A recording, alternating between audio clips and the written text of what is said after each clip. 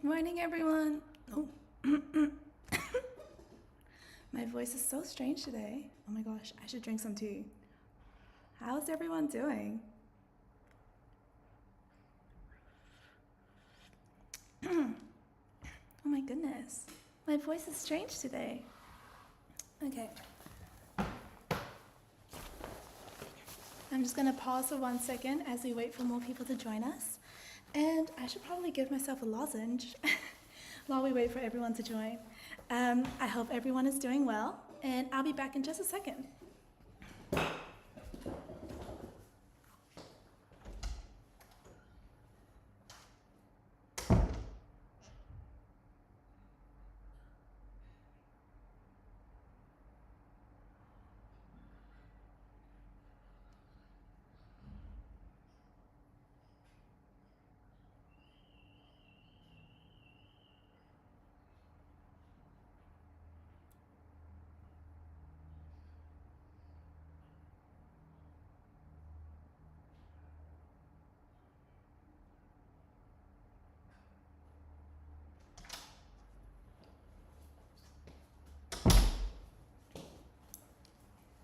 Good morning.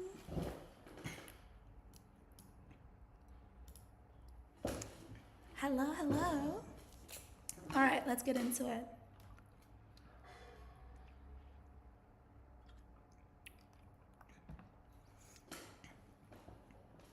I'm super excited to be doing this security project with you all today. So today's project is about securing secrets with Secrets Manager. Now, is anyone here familiar with what secrets are and what are secrets managers? So AWS has a secrets manager, it's a service. And you can find Secrets Manager not just in AWS, but actually in all different kinds of cloud providers and also third-party providers as well. So this project is about whether AWS can keep a secret for you today, because we're going to be using AWS Secrets Manager to try secure some credentials in a piece of code. So let's jump in and know a little bit more about this topic. Now, think about all the apps that you use daily. You know, you have your favorite social media apps, you have your banking apps, and they all need to store sensitive information somewhere. Okay, they all need to store sensitive information somewhere, and that sensitive information needs to be connected to, for example, a database or service behind the scenes. So how does code actually connect to that database? How does code actually connect to your AWS resources? It's usually through credentials. So your code has the responsibility to store credentials inside, because you have to go, okay, so within this code, this function needs to go into this database and then grab this customer's piece of data. So those credentials are stored in your code, and what happens then? A leak in your code could become a major security breach. You know, not only does it expose your code, but if someone leaks your code, they might end up leaking the credentials that you've stored inside. That's the reason why securing your secrets is so important, and unauthorized users otherwise could get direct access to your company's databases, your company's services, and that really puts your customers' data at risk as well. So this project is all about using Secrets Manager to practice secure credential management. No more putting credentials in a very insecure way in your code. Let's figure out how you can make your code work, which means do the function like grab the customer's data, pass things on to the user, while still keeping all of your credentials safe from other people getting access to it too.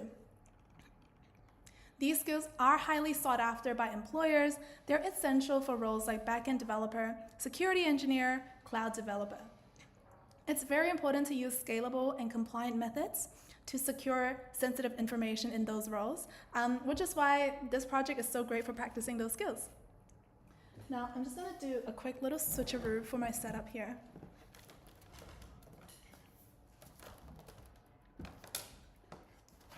Ooh.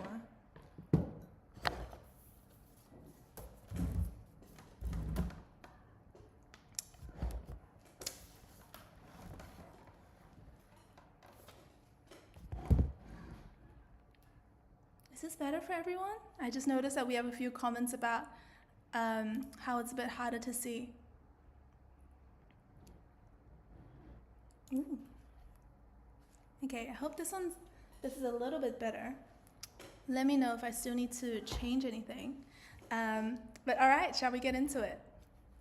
Oh, and a big hello to Kemi, who's in the live right now. Hi, Kemi. Cool. So in this project, we're going to get ready to see how a web app is insecurely storing your credentials. We're going to see how GitHub has a feature called secret scanning that can actually block insecure code from getting pushed into a repository. We're going to update the web app to actually use Secrets Manager instead to store and retrieve credentials. And then we're going to verify that the secured web app code, so once you've updated your web app's code, we're going to verify that the new code can actually be made public. So this might feel a little bit unfamiliar to you if you're new to these terms like secret scanning, GitHub, making something public. But in short, what we're going to see is you have some insecure code. And that insecure code is going to say, put your AWS credentials right in here. And we're going to demo what it's like to do that insecurely. So we're like, okay, let's just hard code and put directly our AWS credentials into this code, I guess. Once you put it in, we're going to try push that code and make it live into the world with GitHub. So we're going to say, okay, now that we have this code, let's try pushing it into GitHub so other people can see our web app. Then GitHub's going to stop you. It's going to say, heck no, I can see that you have some hard-coded credentials. I'm not going to let you push that code into your repository. That's unsafe. But that's not really good news for us either, because once GitHub blocks your push, it's basically stopping you from making your web app available to your web app's code public. So this is going to become a blocker for you as well. To solve all of that, you're going to use a more secure way to store your credentials using Secrets Manager. So you're going to store your credentials in Secrets Manager instead, no more hard coding it into the code. And then instead of hard coding, your code is now going to use functions to retrieve the secrets from Secrets Manager. Okay, so the secrets are going to go from here to here using a function, and then you'll be able to push it into GitHub. GitHub will see your updated code, and it's going to say, okay, I see you've made a change. No more hard coding it directly into the app. You're actually putting your credentials in a more secure place, and the code no longer just has your hard-coded credentials inside. So then it's going to allow you to push it. So with all of that done, you'll be able to really learn what are the best practices for secure credential management. And I hope it also helps you with learning how to use Git as well to manage things like merge conflicts, to manage things like telling GitHub, no, like my code is now secure, I can now push it publicly. You're going to see in some ways, this project is going to be a bit about Git as well, alongside Secrets Manager. You're going to see that in action soon. Okay. So you're more than welcome to check out this introduction. It really summarizes what I've just mentioned so far. Really, 3 key things to take out of this intro. First thing, we're building a web app that displays the names of S3 buckets under your account. So let's say we're building a web app that requires access to our AWS account because it has a function that requires that access. In our case, our web app has a function. That function is, I can show you the names of the S3 buckets in your account. In order for it to do that function, it's going to need access to your AWS account, okay, to grab those S3 bucket names. So in that case, it's going to need some AWS credentials. That's the first thing we should know. Second thing we should know. So far, the web app, by default, is going to get access to your AWS credentials by making you hard code those credentials into the web app code. The code is going to say, put in your access key credentials. Access key ID, secret access key. It's going to make you hard code those credentials inside that code. And that's not the greatest idea, okay? So second thing to know is we're going to give our web app's code access to our AWS account in a very insecure way, not best practice. Then the third thing we should know is we're going to do the best practice way right after that. So right after we do that no best practice way, which is to hard code the credentials, we're going to use AWS Secrets Manager instead, which is best practice. Okay, so that's going to be the good way. And those are the steps that I've just mentioned, broken down into the steps that you see on the side here. So step 1, we're going to hard code some credentials. Step 2, we're going to see what happens when you try to push those hard-coded credentials into your own repository in GitHub. Not good. Step 3, you're going to say, okay, that was not a good idea. We should not have hard-coded our credentials. Let's put some credentials in Secrets Manager instead. So that in step 4, you're updating your web apps code to use Secrets Manager instead of some hard coding. Finally, step 5, you're going to say, okay, now that I've updated my my code, we're going to say, okay, that's done now. Let's push that updated code into our repository over here. Cool. So that's going to be taking us from step 1 all the way to step 5. Now let's answer a question that basically asks us to summarize what we're here to do today with all that done. In this project, we will demonstrate how to use AWS Secrets Manager for secure credentials management. We're doing this project to learn how to protect our credentials when we, what do you think? How to protect our credentials when we connect our apps to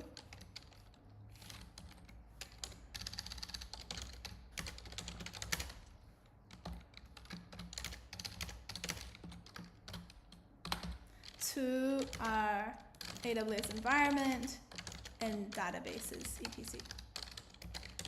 Oof, very nice. So in this project, we will demonstrate how to use AWS Secrets Manager for secure credentials management. We're doing this project to learn how to protect our credentials when we connect live apps, so apps that are in production, to our AWS environment and databases, etc. Sorry.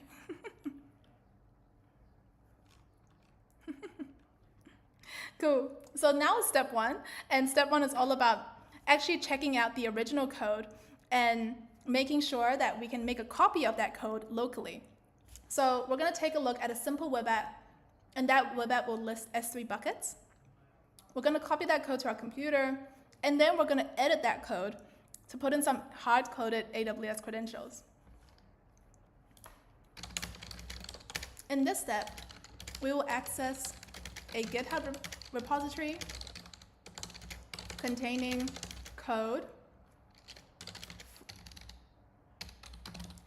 insecure code that exposes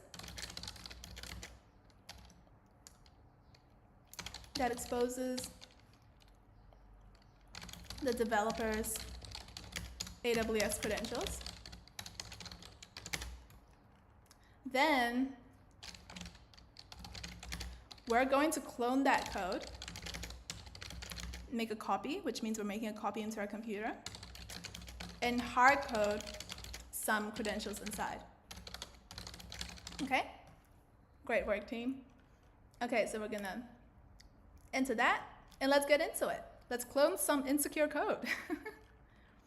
All right, to get to that insecure code, we're gonna need to open up a GitHub repository. So let's open this up. Oh, and I see some great questions coming through in the chat here. In real time, who is responsible for this job? Is it admin or separate security team? Great question. Who is responsible for this job really comes down to each team's composition. So, not many companies, not every company would have a separate security team. Usually, credentials management is something that the developer takes care of. So the developer and the team that is in charge of creating the web app is also in charge of making sure that all of those credentials are safe. But then when you get bigger, that's when you might actually have security analysts or security engineers who are there to just make sure that those credentials are actually being used properly.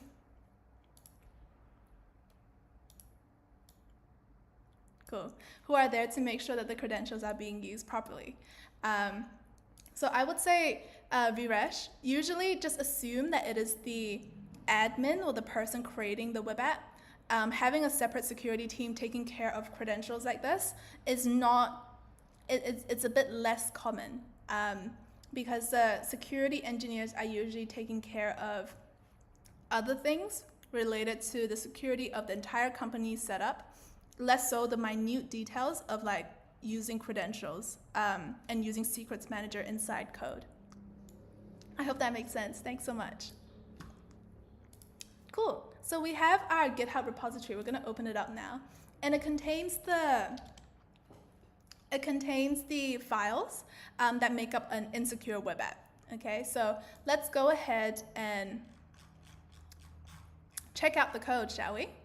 So in the repositories file list, the first thing that we're going to do is try to understand the application code. So we're going to select app.py, which is over here. So we're going to open up the Python file. And this is the file that contains the logic of your web app. In other words,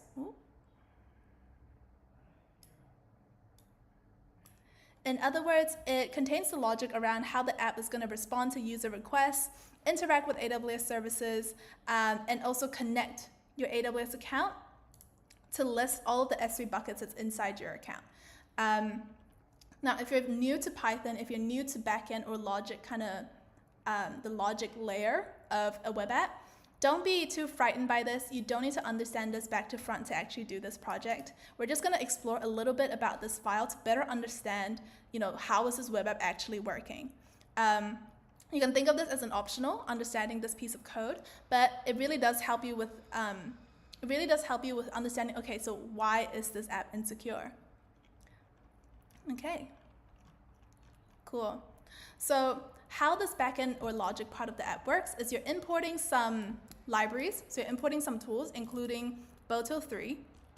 And what this does is it also imports config like this, which basically means we're going to import the code that we set up in a different file called config, and then we're going to use Boto3, which is a tool that connects your app to AWS. So these are two key things that we're going to import into our code. And then we are going to go into that read index function here, which means we are going to set up a main page for the web app, and you're going to see that main page soon. But the more important part is that we have this function called list S3 buckets inside the code. Whoa, okay, this is where it gets really interesting. Remember Boto3, the library we imported to connect our app to AWS? And then we also have config, which is, again, the file that we're importing to import some hard-coded credentials.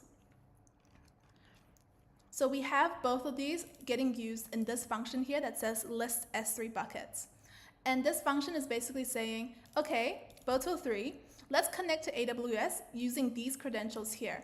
Config is going to give us an access key ID, a secret access key, and an AWS region. Let's use those credentials and set up a connection to AWS. And once that connection is set up, can we list the name of every bucket inside S3? So this looks great so far. No hard-coded credentials. These are just variables, right? It's just saying AWS access key ID, secret access key. There's no actual credential that's inside this code so far. So what is the problem here? So this logic layer looks great. No issues here. But the way it uses config means we need to look inside the config file to see how are these credentials actually being put inside the config file. So let's go check it out. Okay, so inside our insecure web app, the config file says access key ID equals enter your access key ID here. Secret access key equals enter your secret access key here. AWS region, put in an AWS region, and by default, we're just going to use US East 2. Do you see the issue here? Do you see the issue?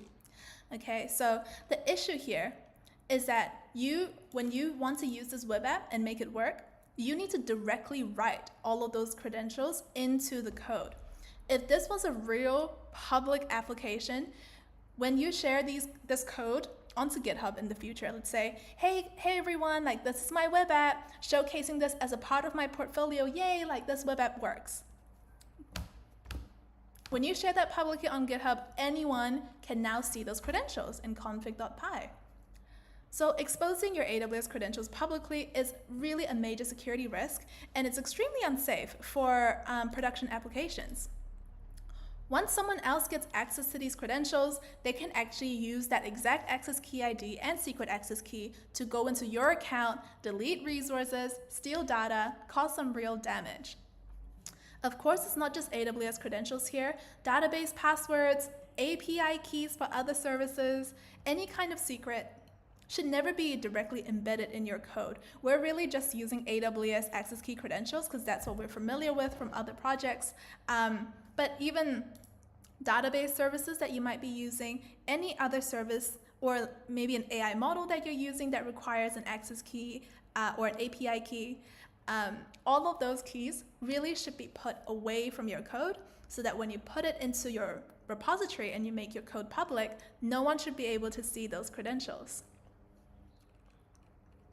Okay, so let's answer that here. In this project, a sample web app is exposing the developers' AWS credentials, i.e. their access key ID, secret access key, and AWS region is fine. I think it's a bit more common to see AWS region just put out there and it'll be okay. But access key ID and secret access key is really like the no-no for putting it into your code. It is unsafe, it is extremely unsafe to hard code credentials because once the code is made public in a repository,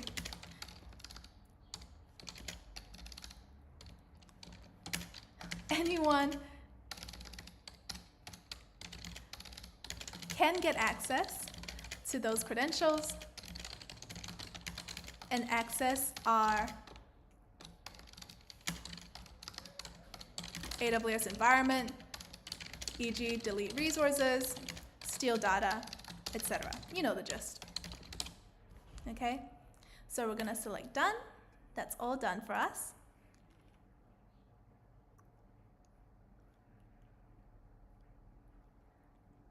And I'm just checking our live chat right now. Thanks so much for everyone for mentioning that the link for this project doesn't seem to work for you right now. I'm just gonna double check what's going on in the background here to just make sure that link is correct. Thank you so much, Anitha, for mentioning.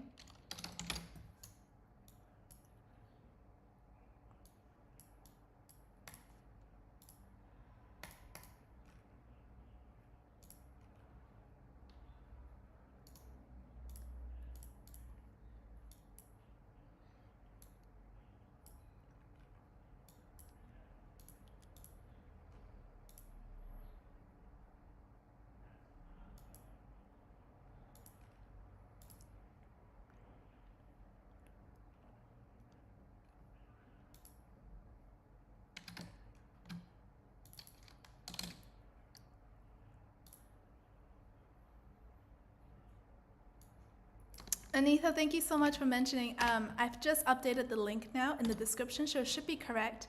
Let me know if it's still not working. Really, really appreciate the call out there.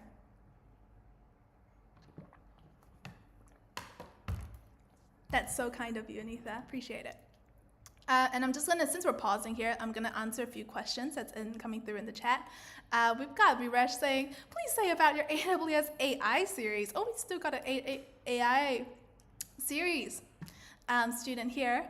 It's completed till now. How many projects completed? Yes, so we have our AI series, which we added about 10 projects over the last month and a half.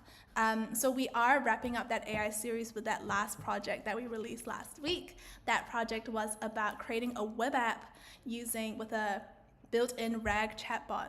And that is the finale of our AI series for this season. So I hope you enjoy that project, and it really is a great finale because after you learn all of these different AI tools, that last project is all about how you can bring those AI tools or those AI features into your own custom web app. Excellent stuff.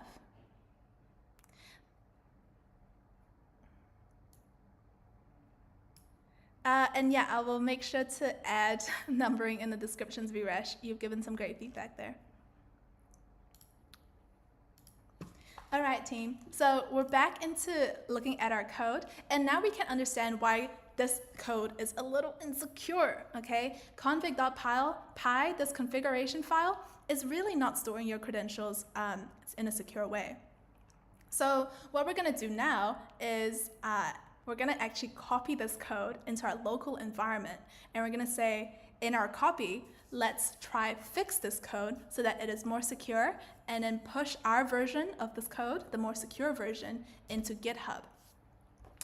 So let us open our terminal in order to do this. I'm using Mac today, so I'm gonna be following the Mac instructions. If you're using Windows, please try the Windows instructions and let us know if there are any issues there. All right, so to get access to my terminal, I'm just gonna click on terminal amongst my apps. And then I'm going to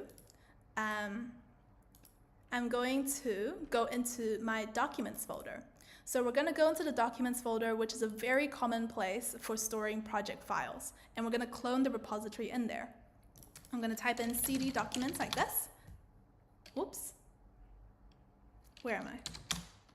Oh, okay, sorry. I'm in a completely different folder right now. So I need to actually go back to where I should be. Whoa. Okay, so now I'm in the right place. Sorry, that was a bit of a unique error for myself. My terminal was already running in a certain repository, and so it was having trouble going into documents. But right now, if I run pwd, print working directory, it's telling me that I'm in the correct folder now. I'm in my users folder, which should be the default folder you get to when you open your terminal. So with that done, I can now run the first command like everyone else. I'm now ready to run cd documents like this. Okay, so I'm in my documents folder now. Great, I have a feeling it might be a bit harder to read this, so I'm gonna try expand my window here for everyone. Okay, so we're inside our documents folder now, and we're gonna clone the GitHub repository. So to clone the GitHub repository, which means to copy that code into our own computer, I'm going to run git clone. Git clone is a command that says, hey Git, can we please make a local copy of this repository? And we need to add a link to the repository there. Now to find that repository link, let's go back to our repository. Let's select that code button, and let's enter this HTTPS link that tells GitHub this is the exact repository I'm wanting to copy here. So let's copy that, and let's paste that here. And as you can see, I'm running into another error here because I have copied this code before. I really should have deleted that before I started this project demo. So let me just do some extra troubleshooting right now. And let me go back to running the code as everyone else would, which is to go git clone, and here is the URL of the repository. Okay, now it's cloning. Okay, this should be what you see in your screen as well. You should see that Git is off to make a local copy of your code. And once that local copy is created, you can go cd, you can type cd, and in the name of the folder of what you just created to go inside that folder. So we're basically saying we have made a copy of this entire folder. This folder is going to be called Network Security Secrets Manager. We copied this folder into our local computer, and inside that folder should have each of these folders or files. Okay, so each of these should be inside the folder that we just cloned. So let's go cd network secrets, network security secrets manager. So now we're going to go inside that folder, and here we are. We're going to double check that we're at the right place, and we are. So we're inside our users documents folder, and we're also inside that cloned repository there. Cool, that looks good. You can even type ls like this, So this is an extra, it's not required, but you can even type ls to double check that you have all of the files cloned. So do you see how you have a local copy now of Dockerfile, app.py, config.py, which is like Dockerfile, app.py, config.py. You have a local copy now of each of those documents. That's perfect. Okay. If you'd like to know more about what we just cloned, here are a few details about each of those files. Dockerfile is not important in this project, but it is super realistic to have when you are creating a web app that you want to put in production. So a Dockerfile is like a Docker image. If you're familiar with containers and if you're familiar with Docker, you might have done our project before where we actually used that Docker file to deploy that web app using another service called Elastic Beanstalk. But long story short, Dockerfile is extremely important if you want to deploy this app using containers. And then we have config.py, which is an important file that we'll be using today. This one is the file that contains all of those hard-coded AWS credentials that we want to fix. Index.html is the landing page for the web app. So when we open the web app, we're going to see a nice visual interface. And that's because we have index.html defining that interface for us. Then we have requirements.txt, which is a text file that has all of these different tools that your environment needs in order to run this web app. So if you're new to running web apps, just know that you usually can't just run code directly. You can't just be like, oh, this file tells me that this file is like a file to run a web app, let me just run it. It doesn't really work that way because usually your environment actually needs a certain set of tools to run that exact file. So requirements.txt is like a little helper guide that says, hey, before you run the web app, make sure you have these tools inside your computer's environment. Good, and we have a static folder, which is like a buddy with index.html. If index.html says, okay, your web app needs your web app's interface, it's going to have a button here, it's going to have some headings here, it's going to have a form here. The static is going to contain some CSS files for styling. So it's going to say, oh yeah, the button there, that should be blue. The heading there, it should be font 36. So that's how these two work together to create your app's front end. All right, so we've successfully just confirmed that we have all of the files we need. So let us go ahead and now go into putting in some hard-coded credentials into the code. We're now ready to just say, all right, run nanoconfig.py if you're using Windows like me. If you're using Mac or Linux like me. Or there is going to be a Windows command as well called Notepad. So you can also use Notepad if you're using Windows instead. Cool. And I'm just going to stop here just in case we have any questions.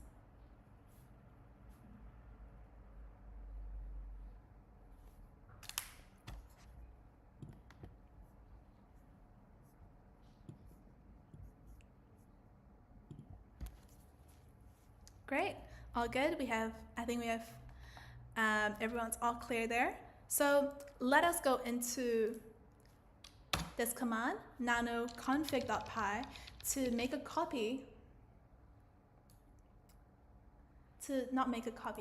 but to put in the credentials into our config py file. Now we're going to replace these placeholder values, your access key ID, your actual access key ID, with these example credentials here. So these are not real credentials. It's not going to get you access to any AWS account, but it looks pretty realistic here. It looks like it could really be an access key ID.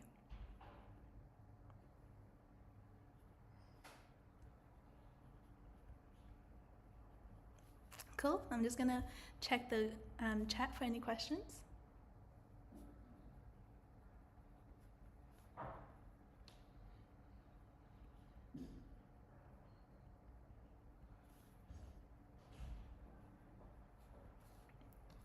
All right, so we're gonna go ahead and just update this. To update it, I'm gonna use my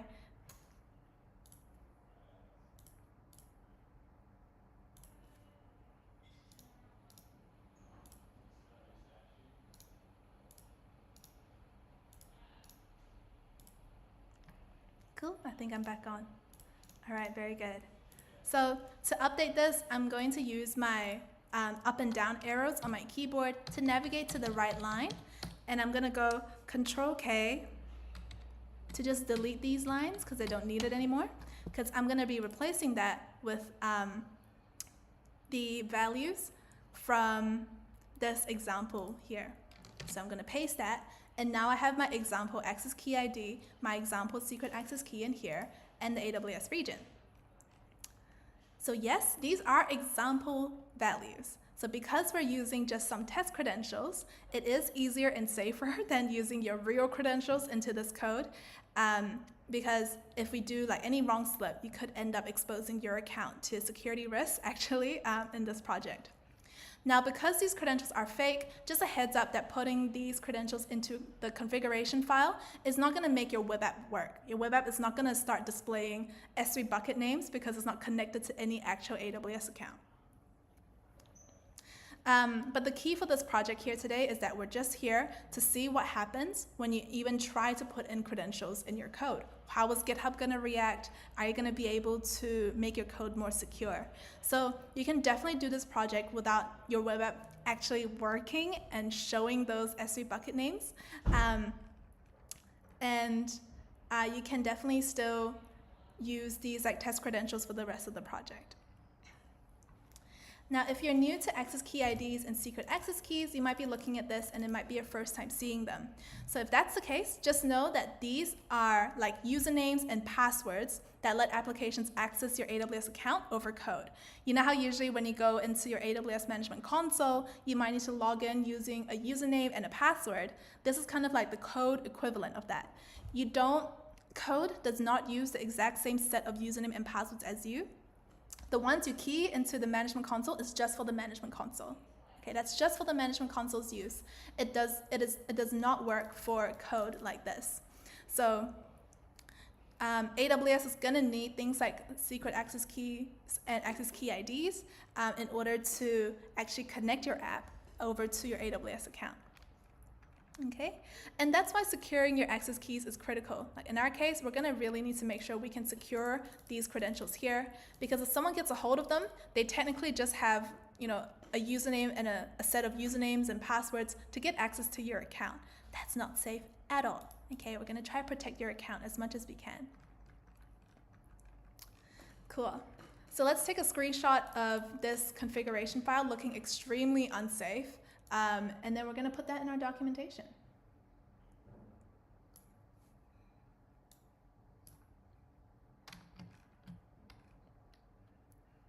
Cool.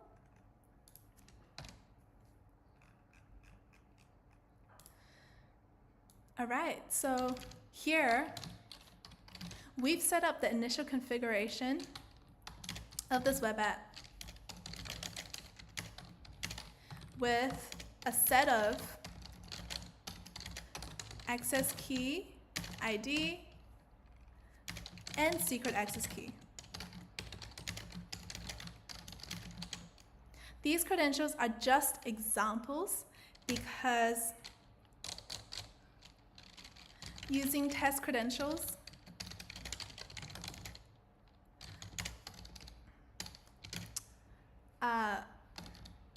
prevents exposing my actual AWS credentials while doing this project. Okay, so that is completely your choice there to use test credentials today.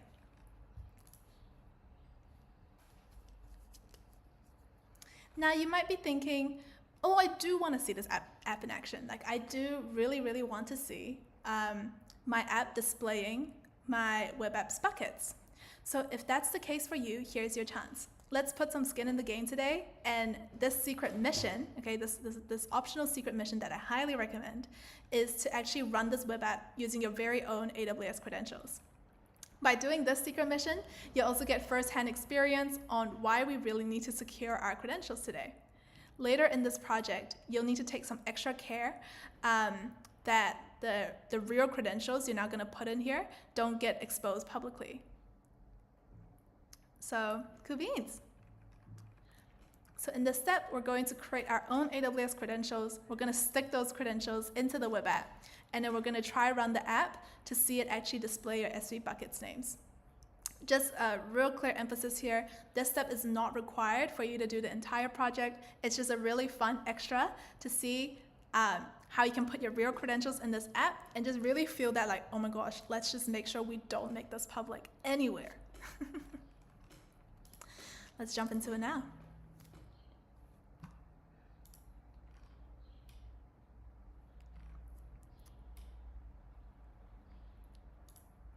Awesome, and a great question and a great comment here. Thank you so much to JT Mars saying hopping in pretty late. Not late at all. Party should starting now with you here. Looking forward to this lab. Thank you so much. All right, so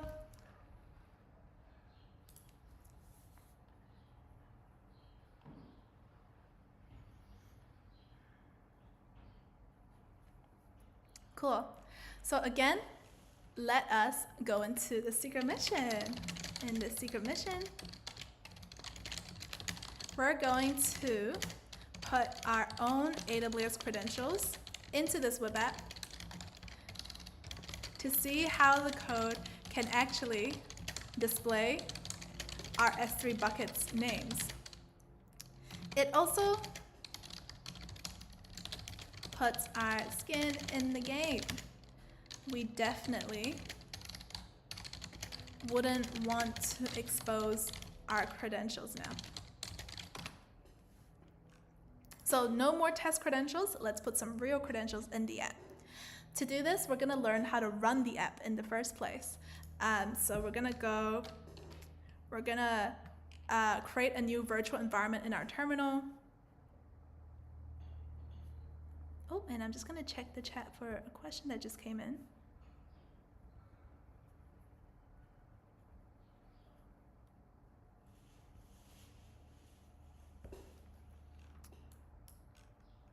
Cool, all good. All right, so we're gonna first save our file. So for nano, that means we're gonna press Control X, press Y, press Enter to go back to your terminal. So now that you're back into your terminal, we have a command to run. This command is Python 3-m venv, ven, which basically means we're gonna create a virtual environment using Python. Okay, so let's create that virtual environment now. And a virtual environment, if you're new to it, is like a folder that just keeps all of the tools and packages for a specific project in one place. In our case, we have a specific project. Our project is to run this insecure web app that can display our S3 buckets names. The best part is, when you create a virtual environment, all of the tools that you need to install to run the web app get stored in this virtual environment. So when you delete the virtual environment, when you're done with the project, all of the tools you install get deleted too. This is great because a lot of the time, you might be installing packages and tools just for that project. So when you delete the project, when you're done with the project, you don't really want to keep those tools you installed to run it. It's like, oh, it's going to take up extra space. It's really messy now. When I look at my list of tools, I don't even need half of this. So to keep your computer really, really clean, virtual environments help to just make sure that when you're done with the project, your computer's files are clean of those tools you had to install along the way. Okay, cool beans. So you're supposed to see nothing in your terminal actually when you've created the virtual environment. So if you see nothing, that's perfect. If you ran into an error, we have some help here in order to resolve those errors.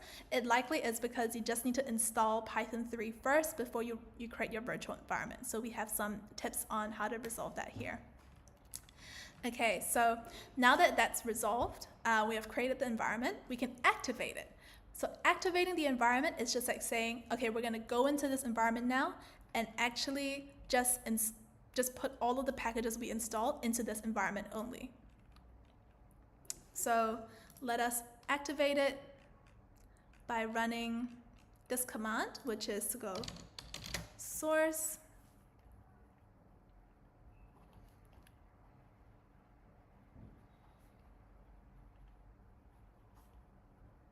source venv, so virtual environment, bin activate. So this is the command for activating the environment. And you can even see this little part, this little V and V like bracket in front of your next command line, which confirms that you have your virtual environment activated now. Okay, so we're inside our virtual environment. Let us run our next command, which is Python 3 app.py. So this is basically saying, let's use Python to now run the file called app in the repository. So remember how we have this file, app.py, and we just went through how app.py actually uses the credentials and config in order to display the buckets inside the matching account. Anyway, we were trying to run this web app and it's not even working. So we have an error here that says there's no module named Boto3. Uh-oh, we got an error. Why is that? So the error here is saying that we need Boto3 to actually run this web app. Boto3 is the AWS SDK for Python. So SDK is software development kit. It's basically the actual Python applications talk to your AWS environment.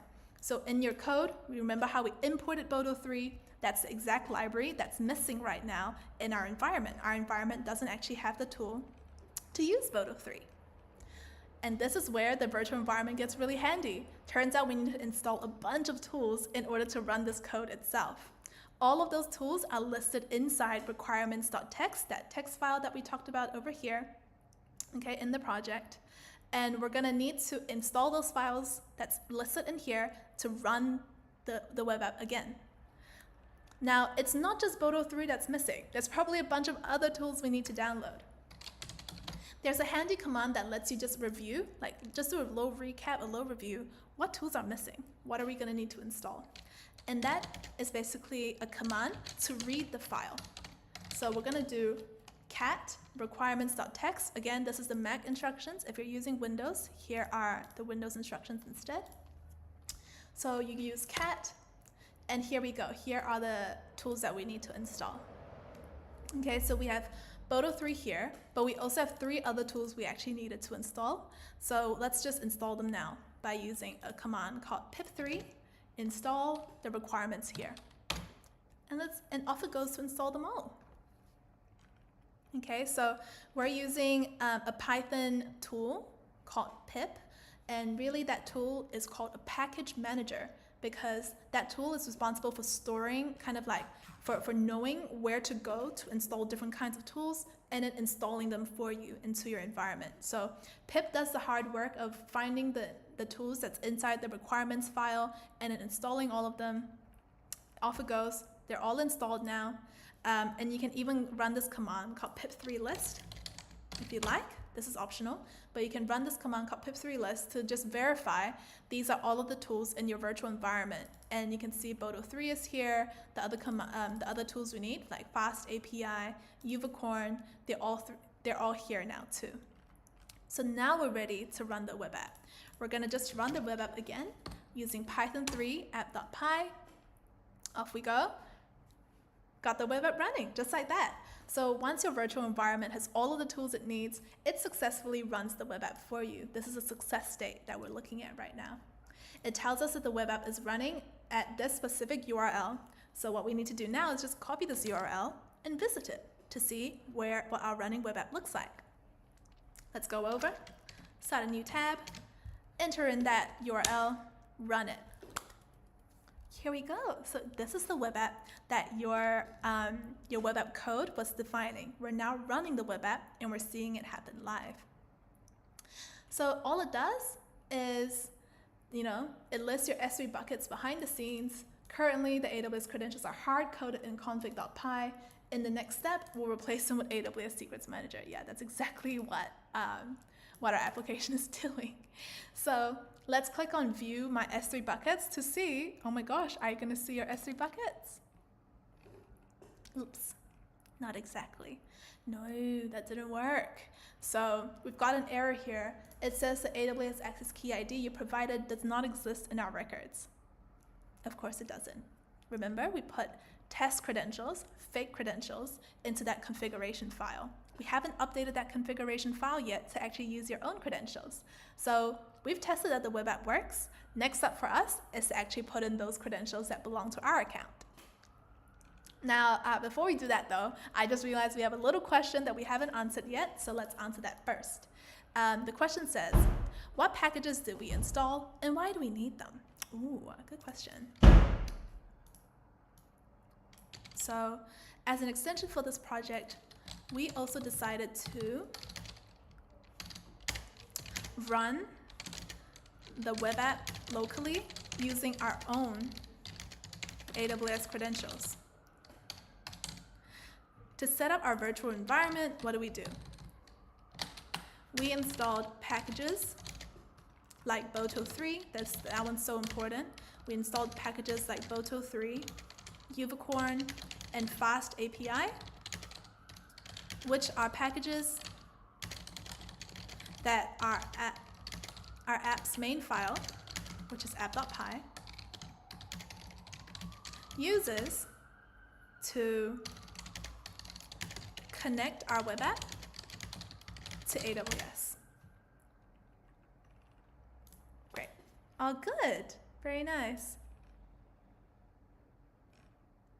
Okay, so again, we have this error here, okay, that says we have invalid credentials. So we're going to just reflect on that together. When we first ran that web app, we ran into an error because, and we can even say what is that error called, invalid ID error, because we were using test credentials inside config.py. Those credentials don't actually point to a real AWS account, right? That's why the app doesn't work yet. So that's okay. To solve this, we just need to put in our own credentials. So let's go into our AWS management console. So hooray, this is the first time we're going to the management console for this project. Exciting. And now that we're here, don't forget to log in. So I'm just actually going to log in from a separate tab.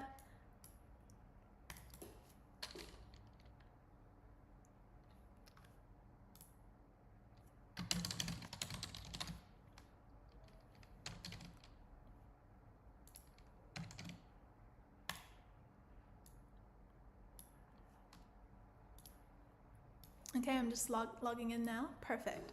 So I've logged into my AWS Management Console, and we're gonna go straight into our IAM console. So before we go in there, just make sure you're choosing a region that contains S3 buckets. So have you created an S3 bucket in the Ohio region? If so, continue on here. If you haven't, switch to a region right now where you have actual buckets created. If you'd like to confirm that you have buckets in that region, you can go into the S3 console. So I'm gonna click on, I'm gonna find S3 here, click into it.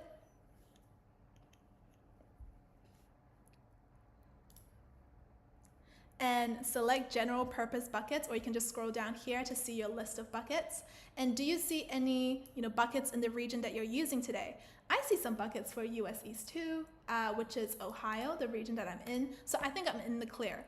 When this web app is working, I should be seeing these S3 buckets names. Great. Oh, I just realized I closed my camera. Oh, thank goodness. Now, if you don't have any buckets in your region, it's actually super easy to create a bucket. Just click Create Bucket here, like this. Make sure you're in the region that you want to be in. Type in any name to say test name for security project. That is it. I really should be putting hyphens here. And then go create bucket like this. Okay, and then it's going to create that bucket for you. And it should be in the region that you're testing today. Okay, so once you're there, let's go set up those IAM credentials, shall we? Let's go into IAM now, and we're going to click into that.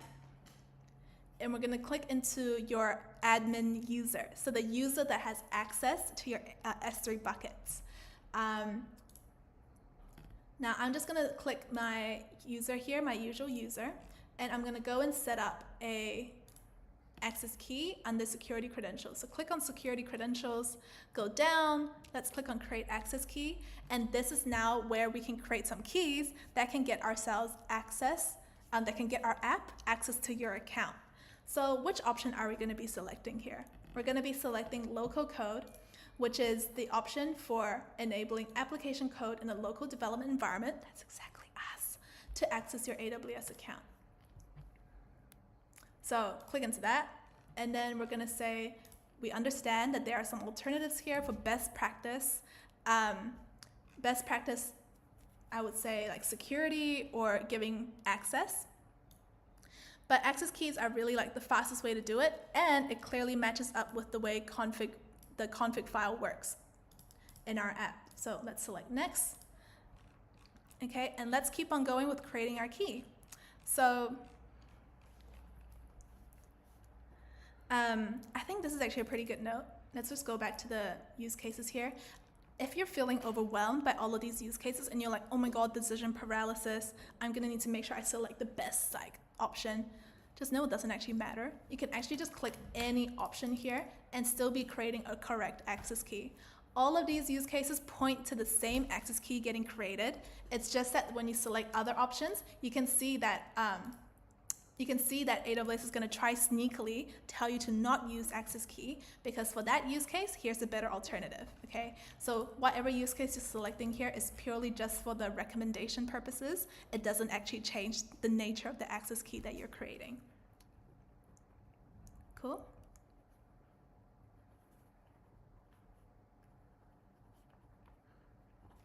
So let's select next, and let's go ahead and create the access key. Let's give it a name, Network Security, Secrets Manager, and create that access key here.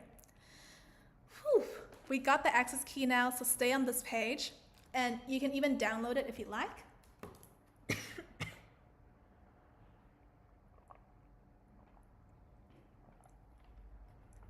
Because what's next for us is to use these access key credentials in our code. 1 second.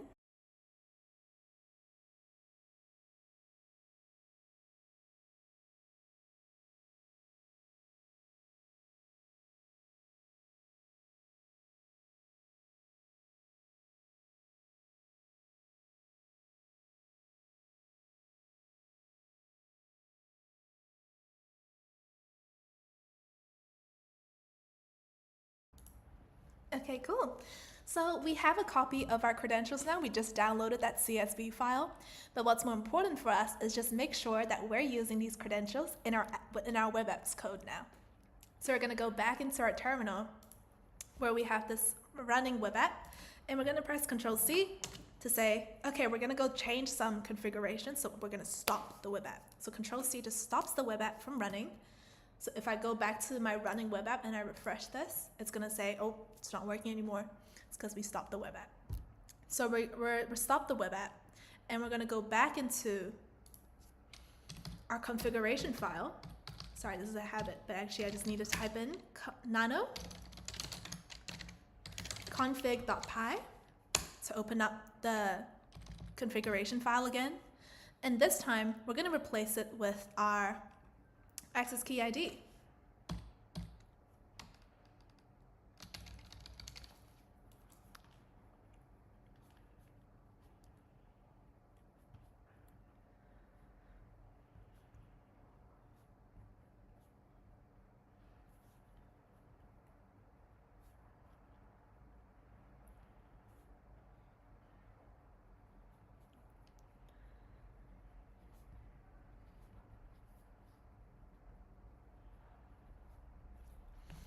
And then we're going to go into our IAM console, copy that access key ID, okay, copy it, and then paste it in here. There we go.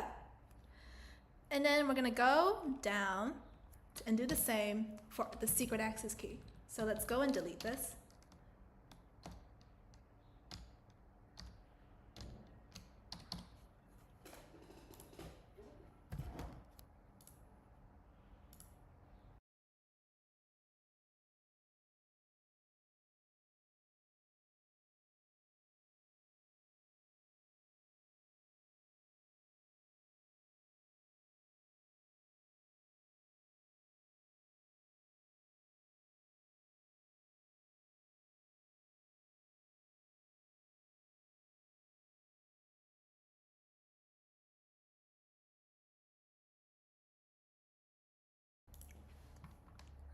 And once that's deleted, we can go and copy the secret access key.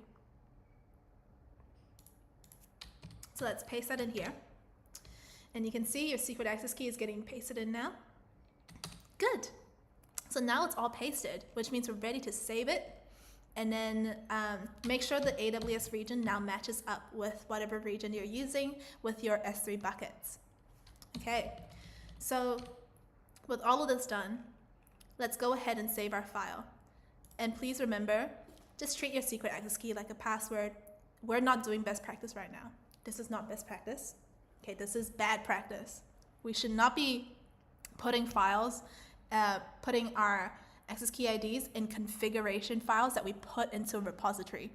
You can put your access key ID and secret access key into a local file in your environment that you do not put into a repository. So this is called like a .env file.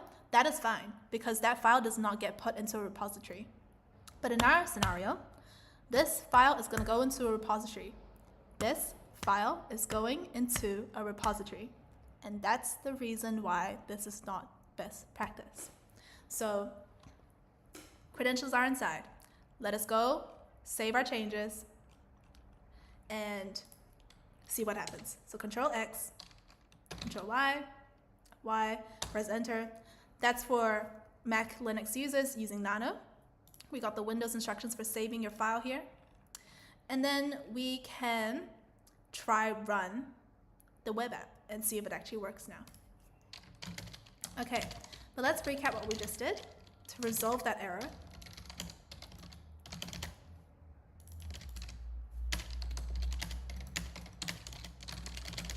We updated the configuration file to use our account's access key ID and secret access key. No more test credentials.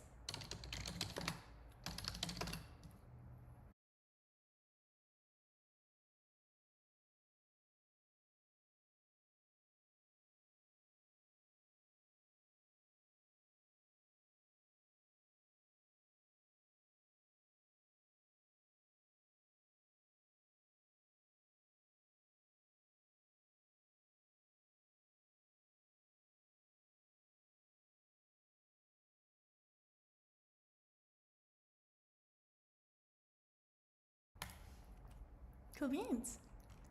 So let's select done. We're all done. And let's run the web app again.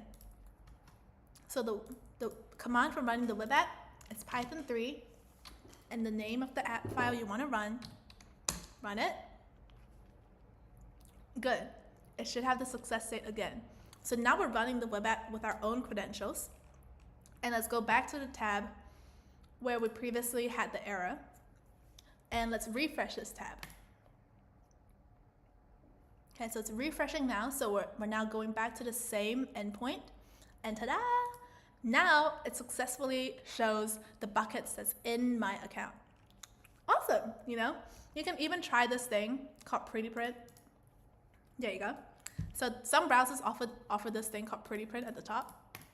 And what it does is it prints out your JSON in a more cleaner way. So it's easier to read. So you can see all of my bucket names are showing here. You can even see the bucket I just created, test name for security project. So this app definitely works. Okay, cool beans. That looks good.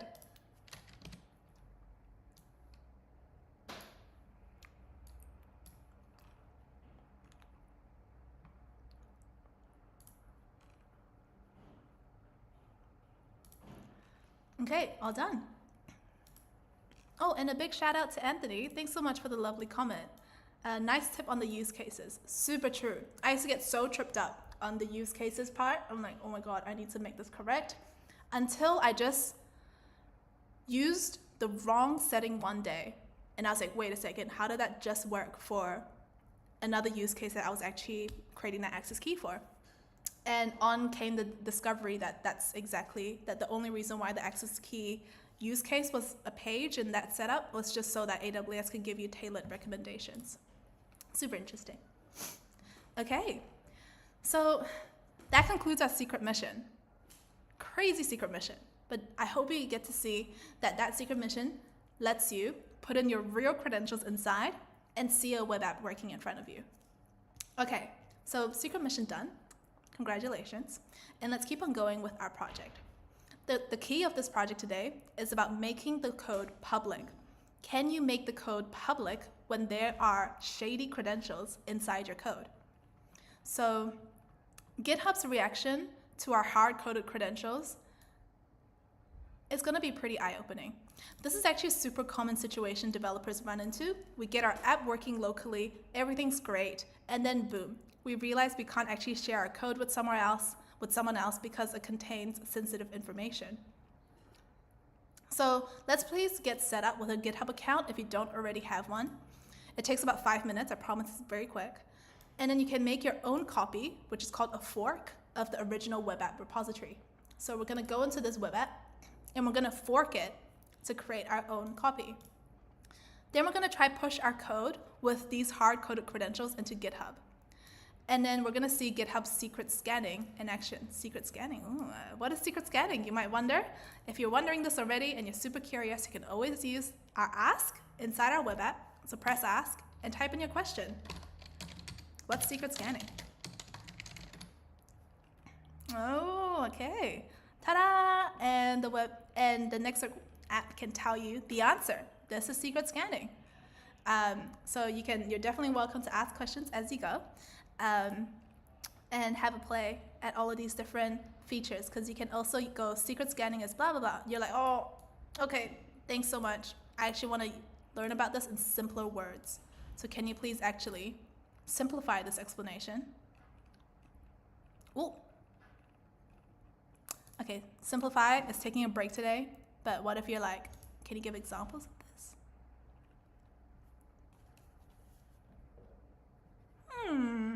Okay, it looks like this prompt is taking a break today, but that's okay.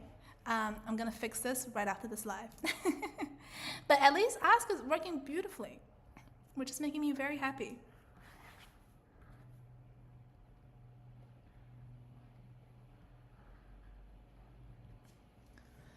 Awesome work, team. So let's go ahead and just mention what we're here to do in this step. In this step, we're going to try publish our code with the hard-coded credentials inside.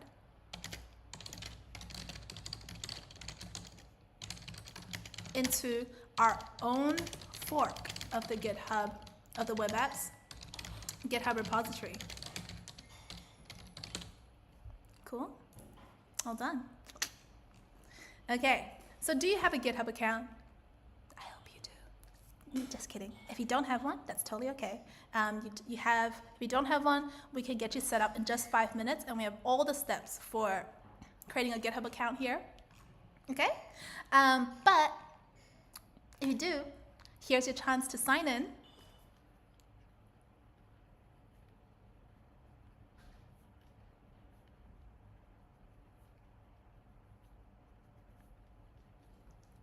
Here's your chance to sign in, and we're gonna go ahead and just fork the web app code. I just love the word fork. It's just such a, I actually think, you know what, Git, terminology is just so cute and funny to me. You know, we got fork, we got clone. Later on, you're gonna see something called rebase. I'm like, damn, these words are so interesting. I feel like whenever you have this kind of new tool, this new way of doing things, the terminology is always so fun to learn about. But yeah, today we're gonna learn about fork. Forking a repository on GitHub is like just making a personal copy of this repository. Like you're gonna make a copy of this, and the difference between forking and cloning is the fact that when you fork a repository, you make a copy of it in your GitHub account online. Just now we actually cloned the repository. You might remember we ran git clone, and we put in the URL for this project. We ran git clone. Cloning is like creating a local copy offline inside your computer, inside your local environment. When you fork, you're gonna now have a GitHub repository too. So you have your own GitHub repository. It's not just a folder of code, it's like a GitHub repository with your profile picture here, and this is now your repository. So you're forking it. Okay, so we're gonna try fork it too. So in the top right corner of the repository page, we're going to click on that cheeky ass fork button here. Okay, so let's click on fork. And it says fork your own copy of this web app. Okay, let's fork it. And it's going to say, create a new fork. Choose your account and put in a repository name. Now, classic net style. I already had a fork and it already exists, but I'm going to start this project all over again today. So I'm going to go into my existing fork and just delete that fork because we don't need it. I don't need my existing fork. I want to start fresh to do this project with all of you today. So I'm going to go into my account and just delete that. Apologies, team. I should have deleted that before this live. But I hope that's all good. If you have any questions about forking, you can always highlight again and just ask.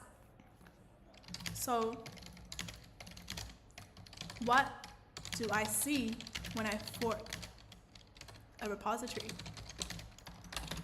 Okay, so you can ask a cheeky question. Oh, I see. Everything is taking a break today. I think there might have been a pause in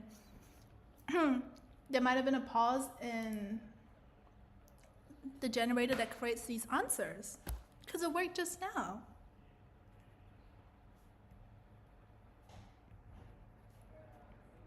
Sorry, team. Let me go investigate this in a second. There must be a reason why this isn't working right now, and I'll investigate as soon as I can.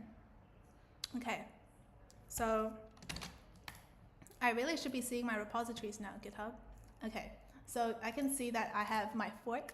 I did this before this project to make sure that everything was working correctly, but let's just delete this. We don't need this anymore because I want to start fresh with everyone here.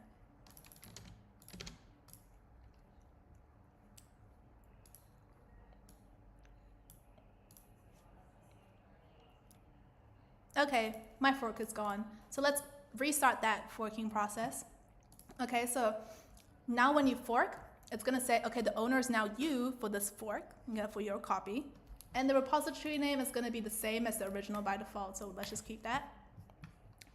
And then you can add a description as well. We can say, okay, a fork of an insecure app that contains AWS credentials.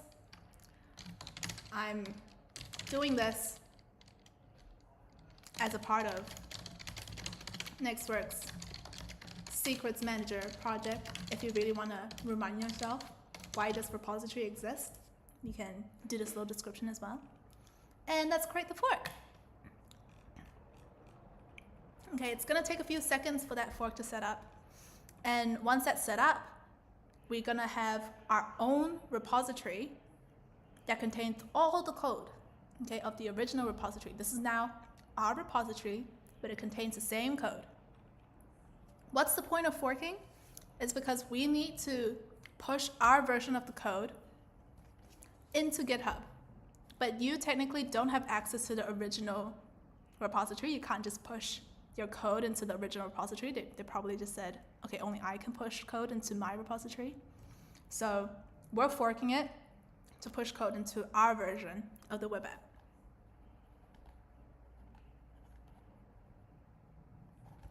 Cool. So here in our fork, I just love the name fork. You can go into the code button again, and you can see that you have a URL for your own repository now. So this repository points to this URL now points to your own repository, not the original web app anymore. You can even see that's your username now, not the original web app's username.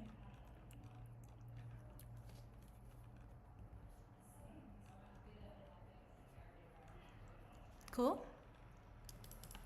So let's go here and say, once we updated the web app code with hard-coded credentials, we forked the repository because we forked the repository to simulate what it's like to push insecure code into your public repo. A fork is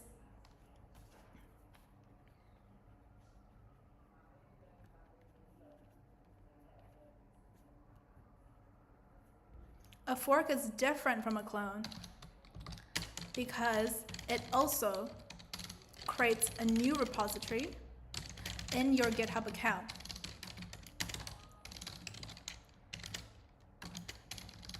Whereas a clone just copies that code into your local computer. Okay? So we forked that repository, and now we're going to try push the code that we created with the hard-coded credentials into GitHub. So to do this, we're going to head back to our terminal where it's still running that web app, and we're going to press Control-C. Okay? So once you press Control-C, you're going to tell Git, okay, let's start tracking, let's start connecting this, these local web app files to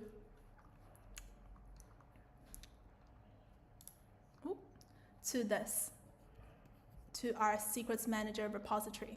Let's try connect the two. To do that, we're going to first run git init, and it's going to say it reinitialized the existing Git repository, which means that it's already been initialized, so that's totally okay. So if you see that response, good things. That's good news. And then we're going to now connect our local repository, so our local files, to that forked repository now. So we've initialized it, and we're going to do this by running a command called git remote at origin, and put in your forked repository's URL. So copy that and paste that here. So now we're saying, okay, now the changes I make to this web app file locally should be tracked and then potentially pushed into the repository here. No longer do I want to connect my repository to this original web app, the original web app that was created by this user. I now want to connect my local repository to my own repository. So let's enter that. And it says, oh, remote origin already exists. What does that mean? So it's telling us that, okay, you already have a remote origin. It's saying you already have the original repository that is your origin, which is like the repository that you can push up to. So in our case, we're like, oh, okay. So if that repository, the original one, I should actually just bring up the original one again so we can see the difference. So we have the original repository, okay, and you can tell who is the original by seeing the profile icon. You have the original repository, and then this is your fork. Okay, the fork has a different icon here. So right now, our terminal is saying, hey, you already have a remote origin, which is the repository you can push up to. It's this one. But we're going to say, no. We need to make sure that our remote origin is now the repository I just created. So we're going to say git remote set URL origin, and let's make it this URL. Paste that, enter, done. If you want to double check that you now have the correct remote origin, type remote-v, git remote-v like this.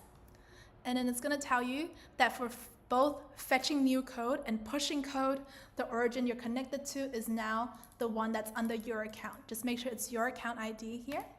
And that's going to confirm that it's connected to your repository now, your fork. Good. So it's now connected to your fork, and we're going to finally just put our changes that we've made into this forked repository. Don't forget, this repository right now looks a little different to what we have locally. Why? When you look into your forked repository, what's inside the configuration file? The configuration file still uses those placeholder values that we're no longer using anymore. We need to push the changes we made locally into here, so now our public repository is also showing the insecure code. To do that, we're going to go git add, git commit -m, and it's going to say updated config.py with hard-coded credentials.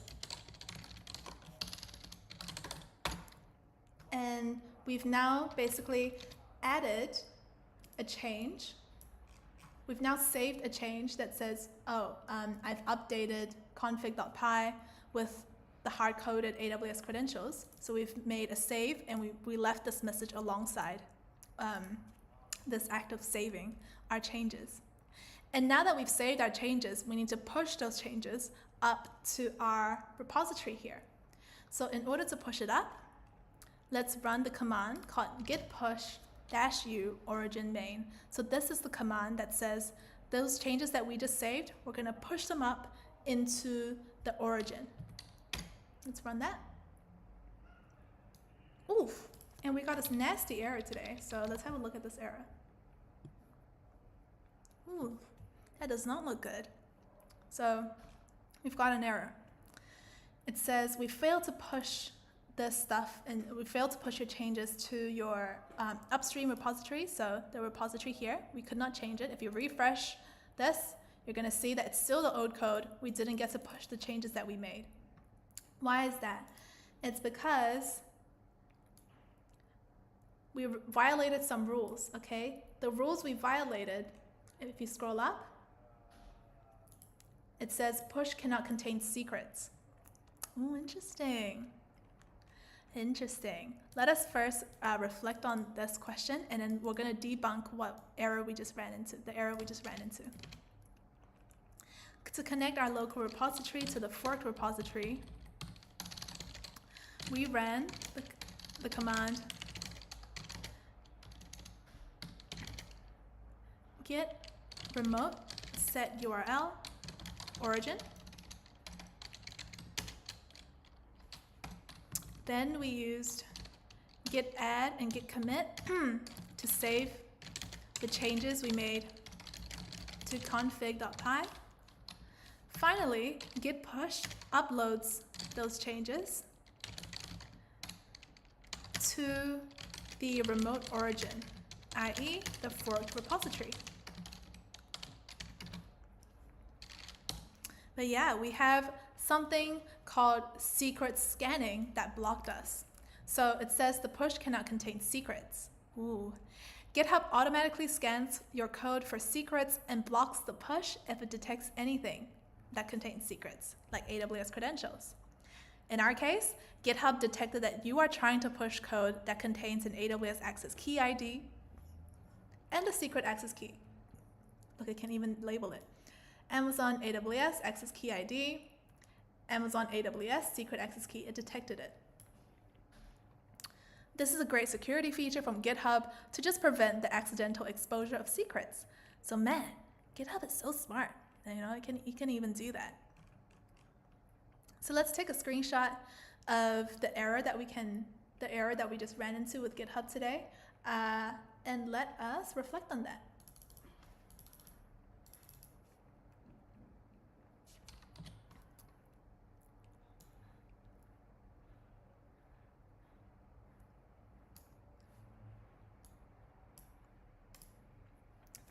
Cool. So GitHub blocked our push because its secret scanning feature detected that we are hard coding AWS credentials. This is a good security feature because it stops us. Well, it prevents us from revealing sensitive information in a public repository.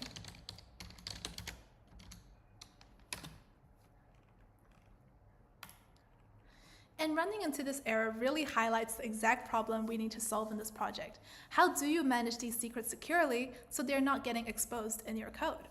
In this case, it's even stopping us from sharing our code publicly.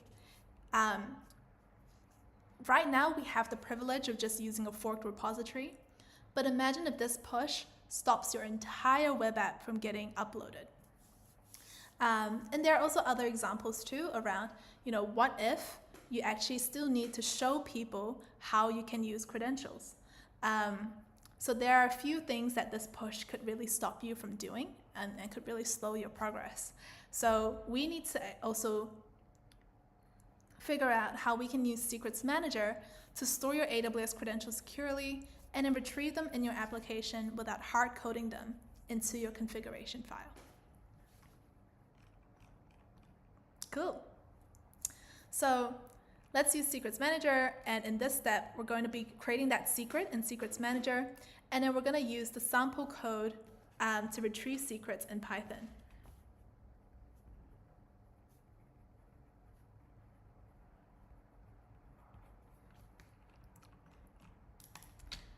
In this step, we will create a secret in Secrets Manager to store our AWS credentials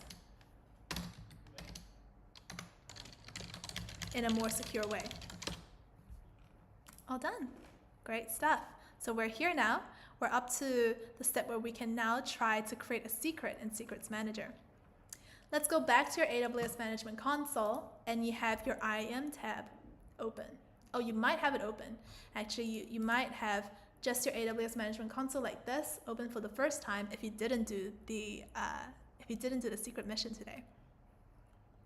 So once you're here, we're going to head into the Secrets Manager console and select Secrets from the left-hand navigation bar. You can also, in case you're new to this, you can also type in Secrets Manager like this if you don't have it in your console yet. So you can search for Secrets Manager and then select Secrets Manager like this to get access to that service.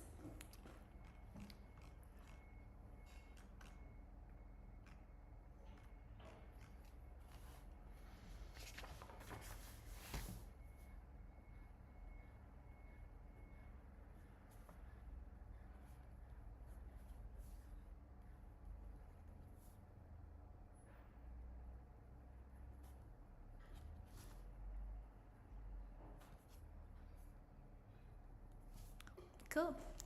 Now, Secrets Manager is a service that helps you securely store and manage secrets.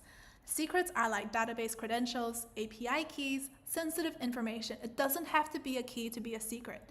Anything that you deem to be sensitive that you want to wipe away from your code before you share that code into the world is considered a secret.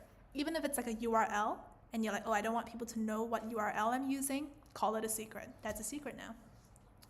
So think of it as a digital vault, Secrets Manager, for all of these secrets. Secrets Manager is really good at protecting your information because it encrypts the secret and allows you to retrieve them programmatically in your applications, so you no longer need to do any hard coding of secrets into your code.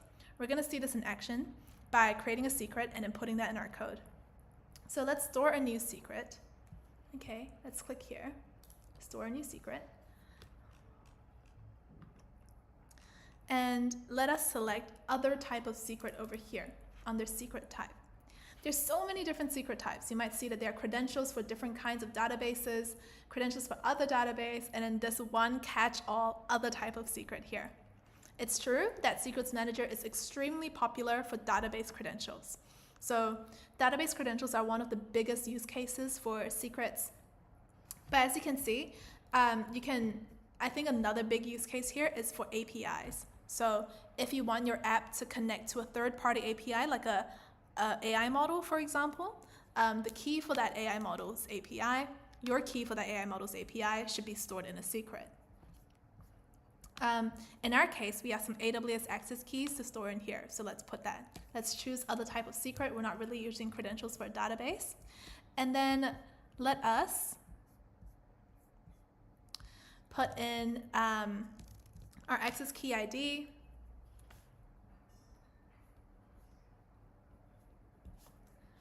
and secret access key in here.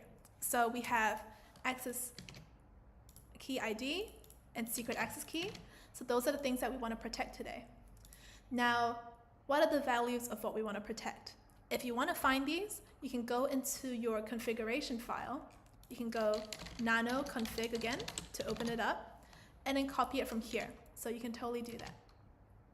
So let's copy that and put that in here for your secret access key as well. Okay, and that's it. Key done. Okay, once you're done, you have an encryption key option, but we don't need to configure that today, and you can press next to start setting up the key. So that's all we needed to do to create the key. Just put in the values of what we want to protect today. An encryption key is where you can actually encrypt the key that you've created. If you're new to encryption, just know that it's all about scrambling up what you've just put in there so that anyone that doesn't have access to your secret is just going to see a scrambled up piece of text when they try to access your credentials. And only people with the right access, so people who have access to this encryption key, can unscramble the text. We actually have a whole project on encryption, so I highly recommend checking it out. That project is also about the key management service that does the encryption for us in this project too. So when that's done, make sure you can click on the next button and just give your secret a name and a description. So we can just call it AWS Access Key. I'm going to say this is done for my Secrets Manager GitHub project. So I'm just going to type in Secrets Manager.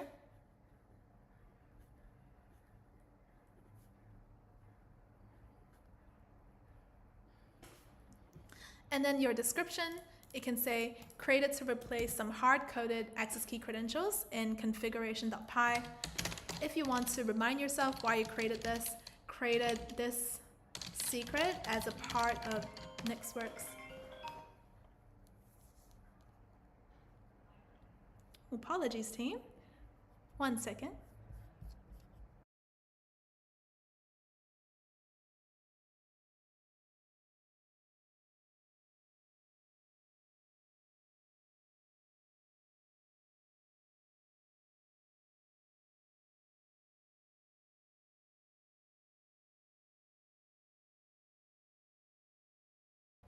Sorry about that, everyone. You can remind yourself that you created this secret as a part of NixWorks Secrets Manager project. All right, all done. Let us also just skip these optional settings. We don't need to use tags to help you organize your secrets. It's just one secret today. We don't have multiple to organize.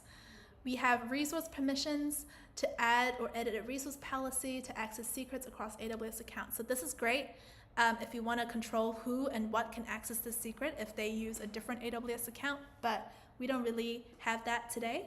It's just you yourself. It's not a multiplayer project yet. So you can also replicate the secret to other AWS regions, which adds an extra charge, but it really helps with just making sure the secret is always existing somewhere, even if this region that you're creating this secret in is currently down. Okay, so let's click next. And we have a last setup page that we don't need to use today, but it's just good to know. Configuring automatic rotation is an optional thing, but secrets rotation is just a very interesting concept that we can talk about for a second here. We're not using it today, but secrets rotation is about the process of automatically changing your secret to a different value on a regular schedule. So what's going to happen? A Secrets Manager will automatically help you delete the current value of your access key ID and secret access key, create new ones, and then make those new ones the value, the matching value for the secret that you're putting in today. So this continuous refreshing of the value of your secret access key and your access key ID is really good for just making sure anyone that might even have access yesterday won't have access anymore today, because the actual access credential information has changed, has updated. So you would use secret rotation for high-risk credentials, database passwords, and API keys. It's very, very popular to use credential rotation in those situations. But we can skip rotation for keys where automated rotation isn't supported. You know, for hardware tokens, you don't really get rotated keys. Hardware usually just lives on its own schedule. You don't really get Secrets Manager to rotate it for you. Or legacy systems that probably can't handle a continuous change in your secrets and the value of those secrets. So we're not going to use it today either, because we're just using a very simple web app, and we're less likely to see the impact of secrets rotation in a short project like this. So let's reflect on this secrets rotation, and then we can move on to completing our secret. Cool. All right, so another feature in Secrets Manager is secrets rotation, which means the automatic rotation of the value of keys on a consistent schedule.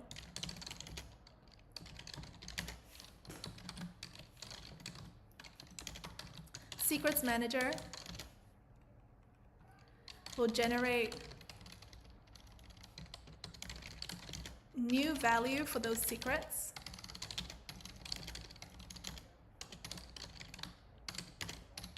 And it's useful in high-risk situations where you'd want to minimize how long an attacker has access to your databases or API keys if it ever infiltrates your credentials.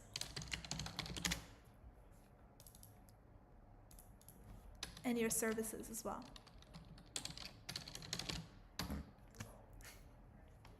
Sorry, I think I just burped there. I don't know if you could hear that.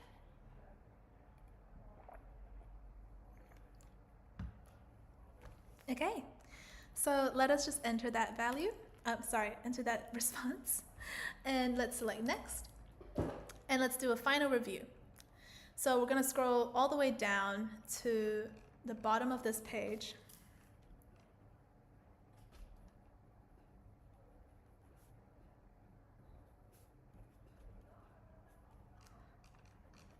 And you can see that there's even a sample code section. Use these code samples to retrieve the secret in your application. It even shows you how. That's so kind, eh? I just love this feature so much because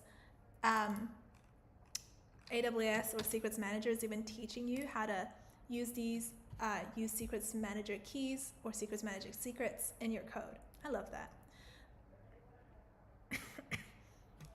Cool, so we got some sample code here that we can copy. So let's just take a screenshot of this and add that to our documentation.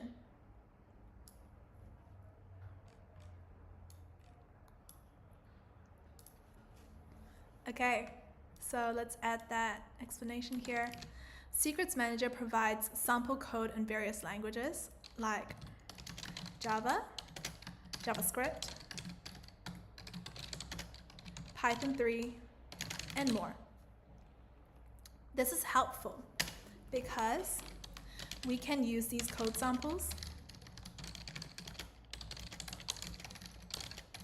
directly in our config.py file to update the way we retrieve credentials. Now we can use functions to help us retrieve these credentials, to help us connect to Secrets Manager.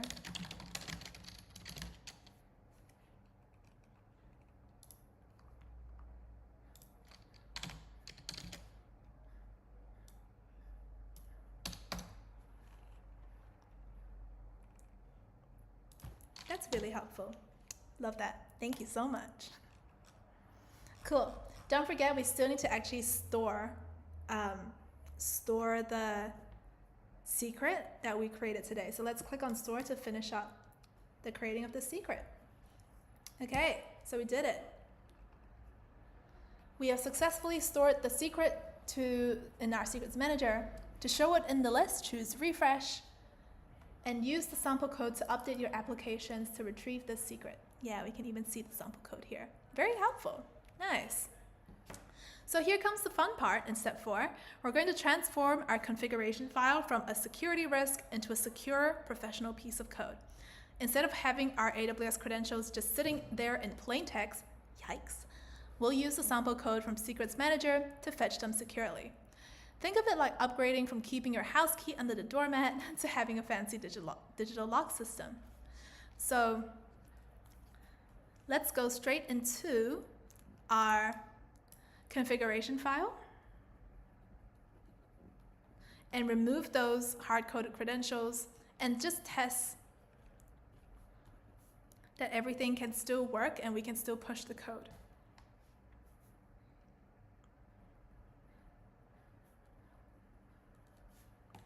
Cool. In this step, we're going to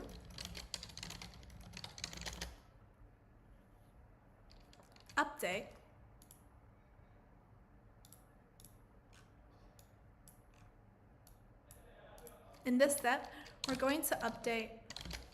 our configuration Python file to use the code sample from Secrets Manager.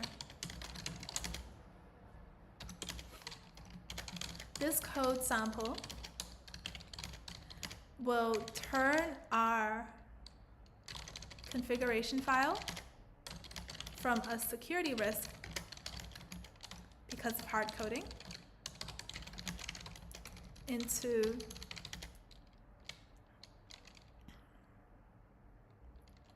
one that follows best practice and retrieves credentials programmatically. Great, so all done. And that's what we're going to be doing in this step. We're going to be updating our code to become more secure. Let's go for it. So we're going to grab the sample code by selecting C sample code here. Okay, so select C sample code, click into it, and again we can see our sample code over here, and let us copy all of the code from line 6 because all of this is just some comments that we don't need. So let's copy everything from line 6 onwards, copy that. And we'll update our configuration file to do this instead of hard coding our credentials. Now you can do this using a code editor like VS Code or Cursor or your preferred code editor, or you can use the terminal for it today. Up to you on what you want to use. I'm going to be demonstrating how to do this over using a code editor. So in our example, we can go into our documents folder and open up our web app file. So we can go into our documents folder, open the web apps repository, and open up configuration file using a code editor like Visual Studio Code. So let's open it up, and you can see it here now. Great. So I've got my configuration file here looking pretty unsafe. And what we're going to do now is we're going to go ahead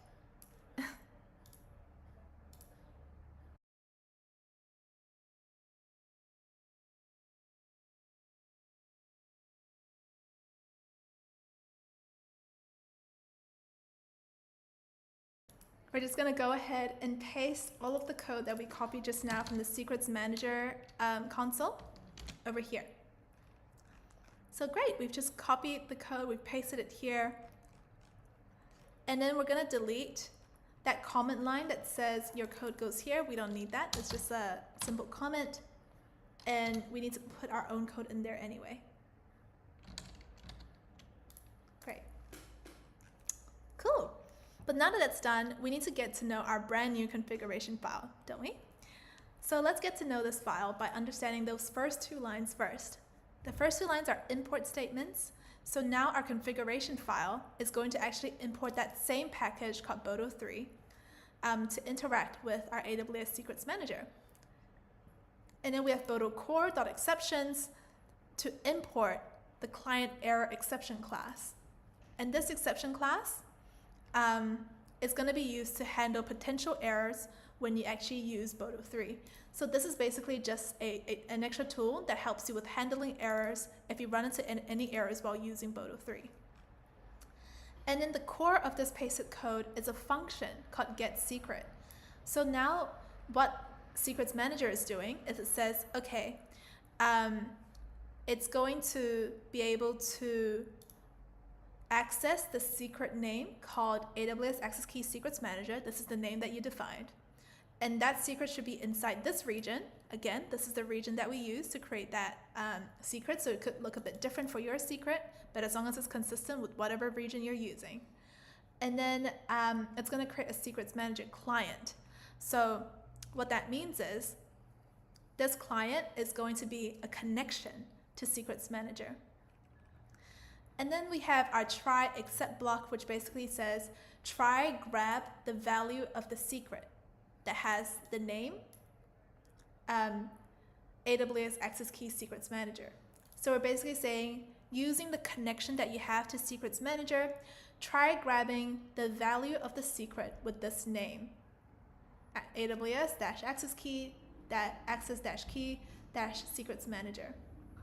Okay, and then the secret that you grab is going to be stored in a variable called secret. That's the function. All it does so far is it grabs the value of the secret in Secrets Manager and stores it in a variable. So let's take a screenshot of what we've done here and put that in our documentation.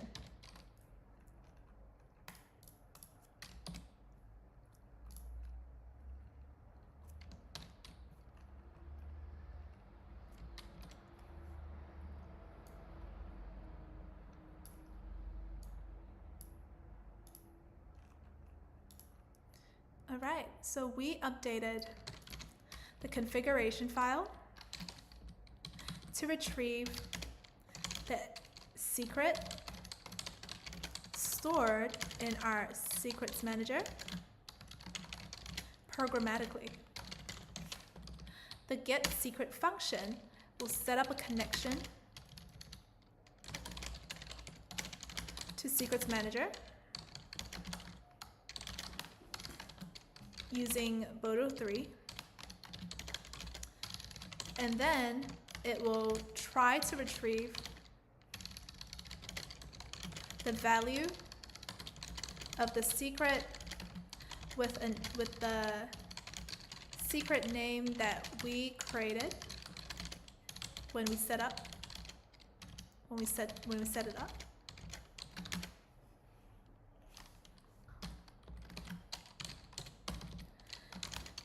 And store that secret, or store that secret's value in a variable called secret. Cool.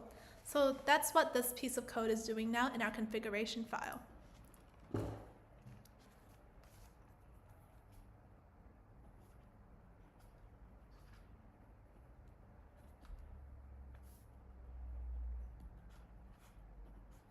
Cool. So now that that's done,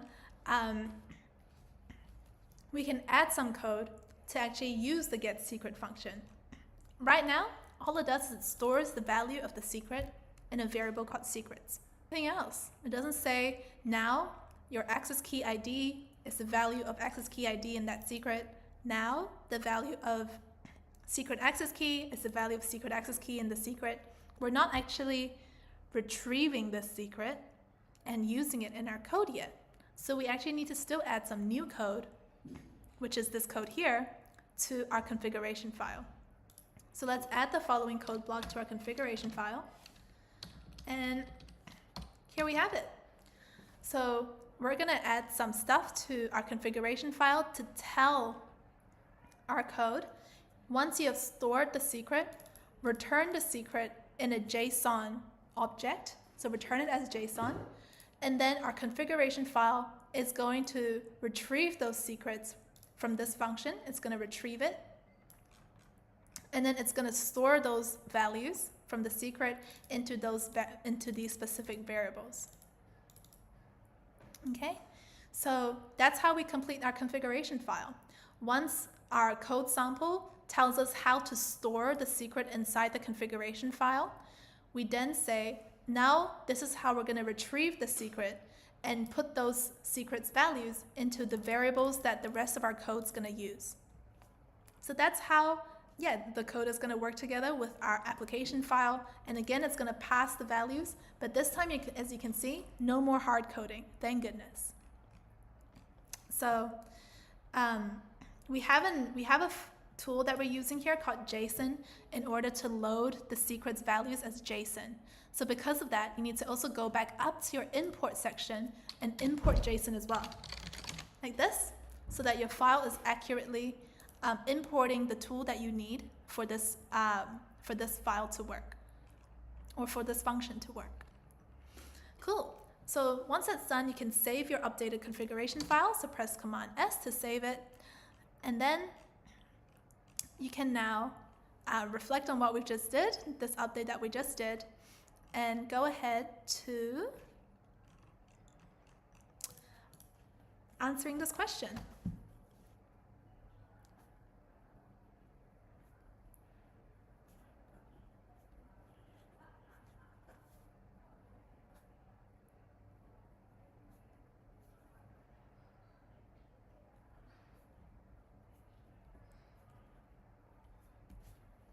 Okay, so in this step, what did we just do?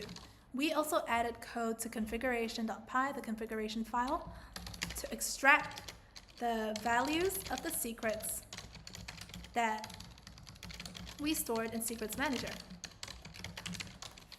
This is important because the configuration file now no longer has hard-coded credentials inside.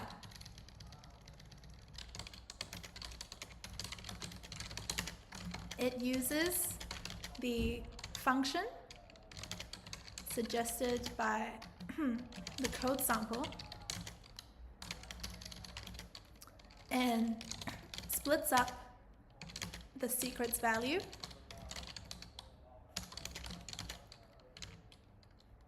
to store the access key ID and secret access key in variables, in the same variables that our application file, called app.py, will continue to use. Great stuff. So let's select done, and woohoo! Now our application is configured to retrieve those AWS credentials securely from Secrets Manager instead of hard coding them into the code.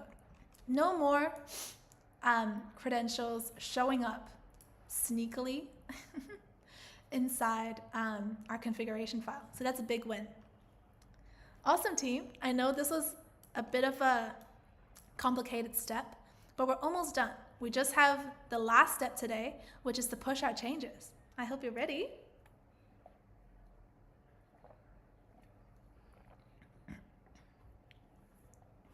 So let's share that newly secured code. Oh my goodness. Let's share the newly secured code with the rest of the world. Remember how GitHub and how it had secret scanning to block our push earlier? Now we have securely moved our credentials to AWS Secrets Manager. Config.py no longer just exposes our secrets. So surely we can just confidently push our updated code without exposing any sensitive information, right? Let's find out. So we're going to stage our updated files for commit in this step. We're going to commit our changes with a descriptive message. We're going to push those changes to our GitHub forked repository, your own fork. And then you're going to use secret scanning to approve the code. And we're going to see how GitHub secret scanning will approve the code. Okay, so we're in this last step now. Okay, so back into your terminal.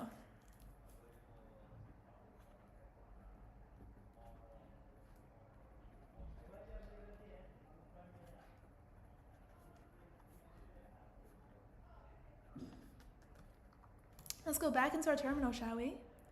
And in our terminal, we're just going to go Control X and just exit out of this nano file if you're still in there. And then we're going to start again to save, commit, and push our changes to our fork. Let's start by trying to save our changes by running git add.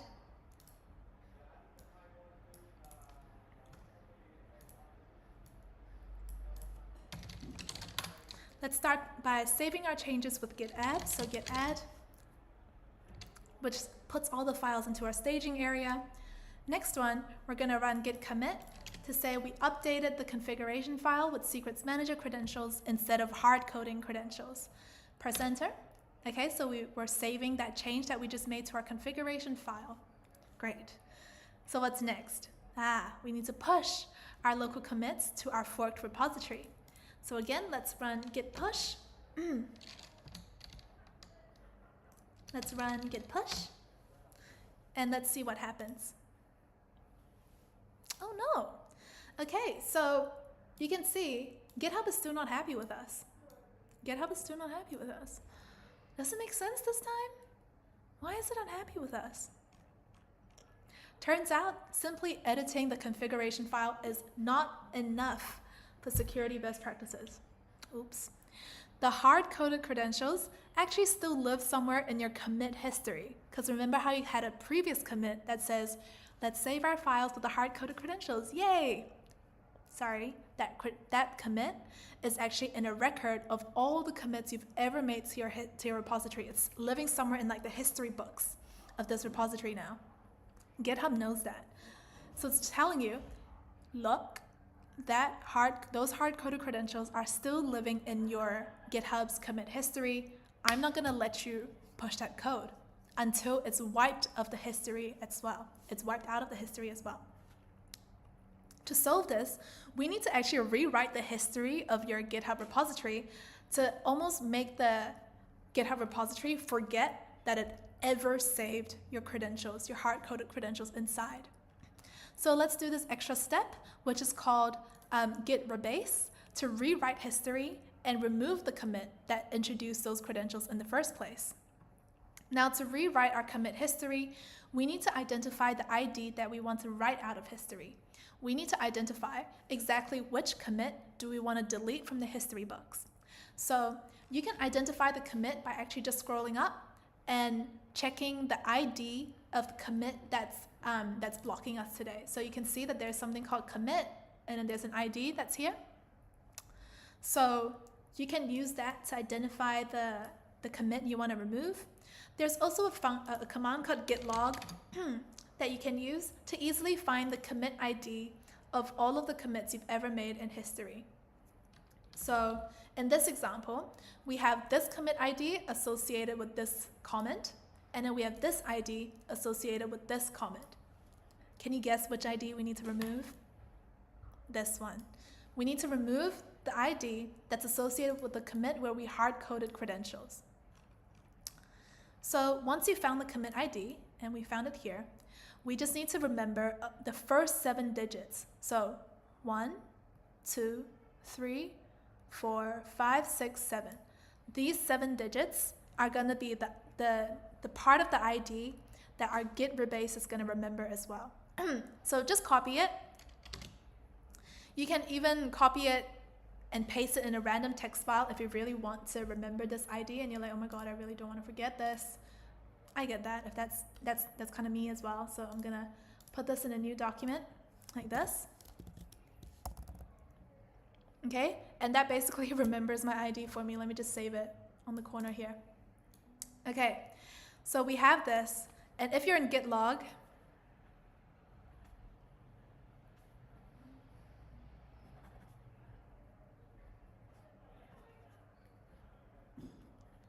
if you're still in this git log view, you can quit by just pressing Q on your keyboard. Quit. Okay, so you're now back into writing commands.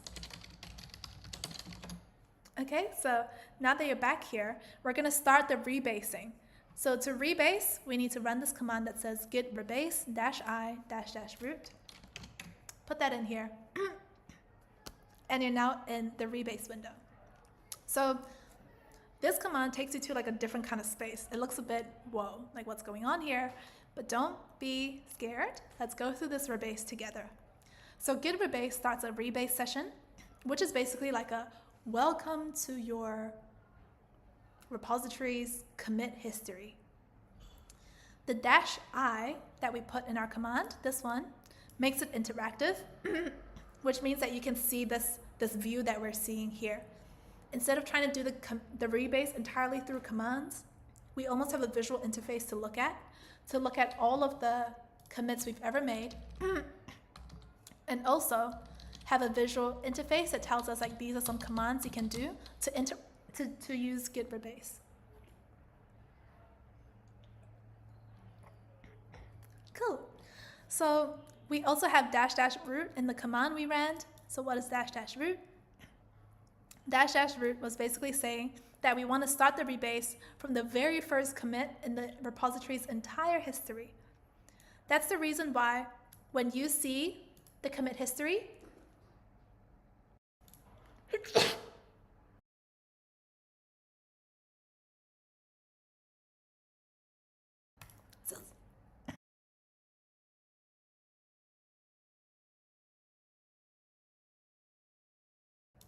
so sorry, team.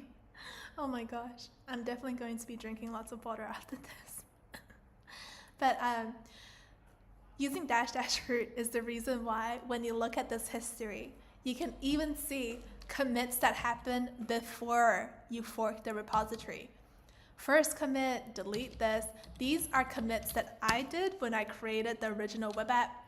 And these two, the last two, are the commits you made when you when you forked the repository and decided to update your configuration file. So all this to say, when you use -- root, it really takes you all the way to the very first commit ever made to this repository. Okay, so let's take a screenshot of this interactive rebase editor here.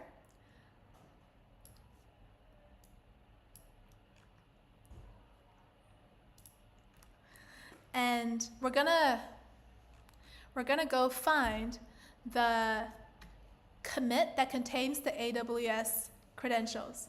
Can you tell which one it is? As you might notice, it's this one that also has the message updated config.py with hard-coded credentials. Doesn't match this ID that you copied, F0CBDB9. It matches perfectly. Great. So now that you have found the correct commit that has the hard-coded credentials, we're going to try wipe it clean of our commits history. So we're going to replace it. We're going to, where it says pick in this line, we're going to press D. Press D on your keyboard. And done. It's gone. You might also need to press like an arrow key, like a down arrow, after you press D to actually see the commit gone. But as you can see, once you delete something, that commit is gone from our repository's commit history. Now, of course, use this command with caution. Rewriting history can cause issues like merge conflicts, which we're about to see in a second. Git rebasing, let's answer what we just did. Git rebasing is the process of changing the commit history of our repository. We used it to wipe clean, or really, we use it to drop the commit where we hard-coded the AWS credentials.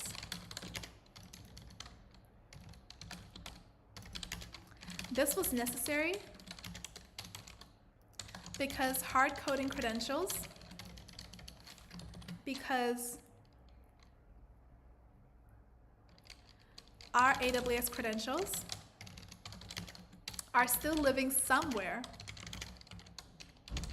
in our repository's Git commit history otherwise. And if it's living in the Git in the commit history, it's still discoverable to attackers. Okay, all done. So let's save the file now. We can do this by typing :WQ to basically write this change that we're making into our commit history, and then press enter. Okay, it says we successfully rebased and updated the references heads main. Okay, so you might actually see you might actually run into a merge conflict during the rebase.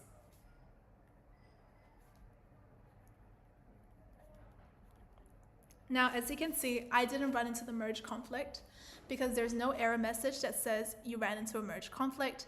But if you ran into a merge conflict, this is how you can solve it. This is how you can resolve it. I think what could have happened there is when we rebased, I think what happened is I actually deleted all of the changes we've ever made to our configuration file, which is not ideal, actually. It's not ideal because it means that we also deleted the change that we made to extract the value, to extract our credentials with Secrets Manager. I think I might have just deleted all that code too. Shall we check? Let's go into Nano and let's have a look at our configuration file.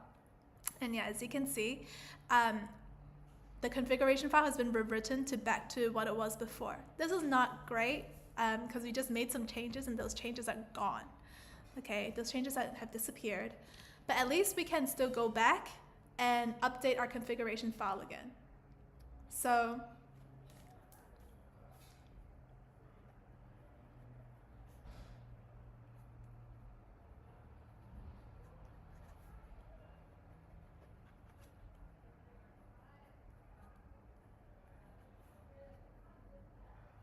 for us to do that, let's go back to our configuration file in our Visual Studio Code.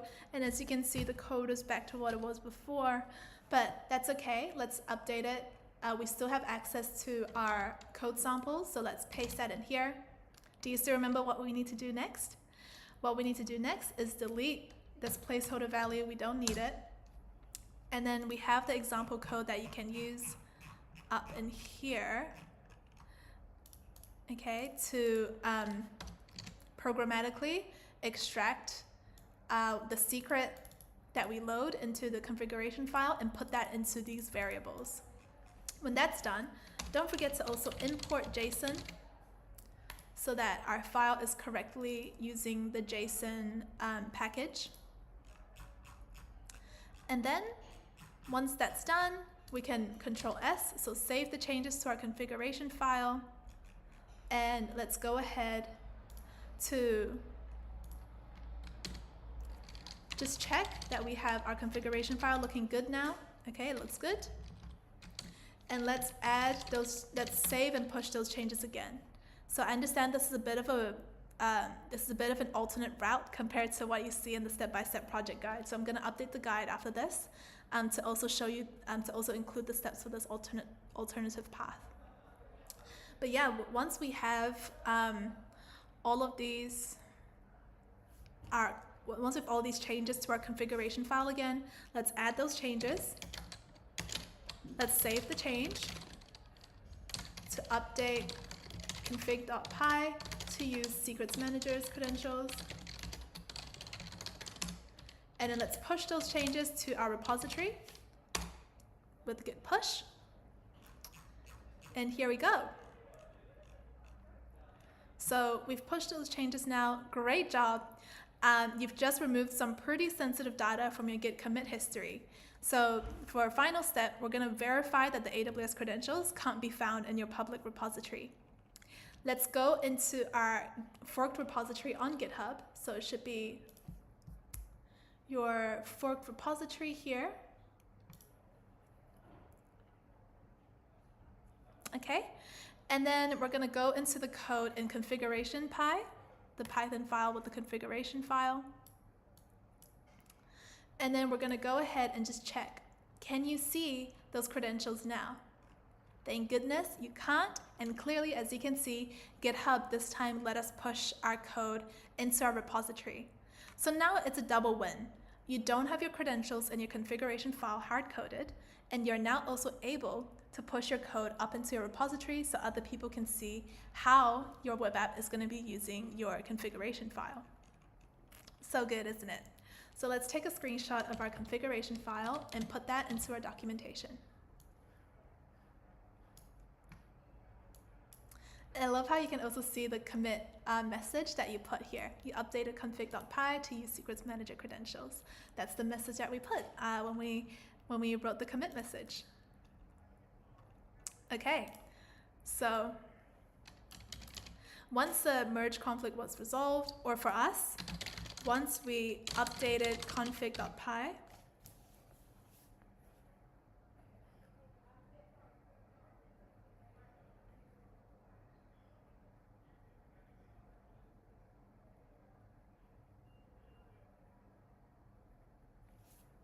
So once we updated our configuration file, we can also verify. We said that we verified that our configuration file, once we verified that our GitHub repository is not exposing any of our credentials. We visited the config.py file in the forked repository and can see that it uses code to extract our credentials instead of any hard coding.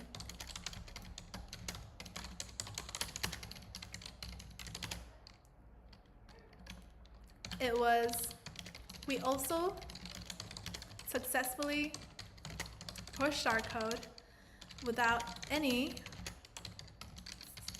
blocking from GitHub secret scanning. That's a good win.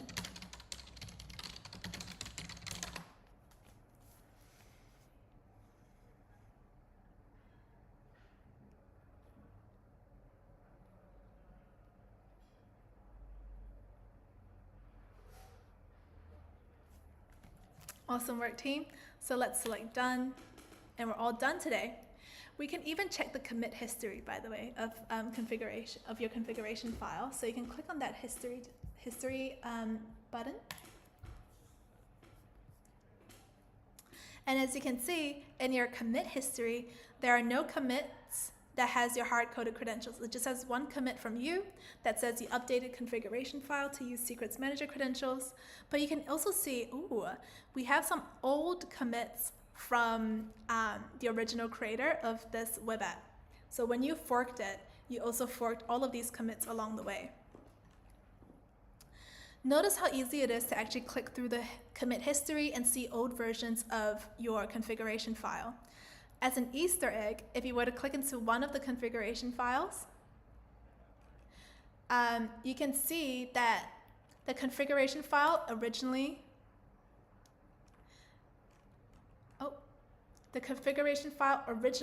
had hard-coded credentials in there. So this is what the configuration file originally had before we turned it into a placeholder value. Now, you didn't even add these. This is not your credentials that you put in here. These are just the example credentials that was put in when the file was originally created, way back when.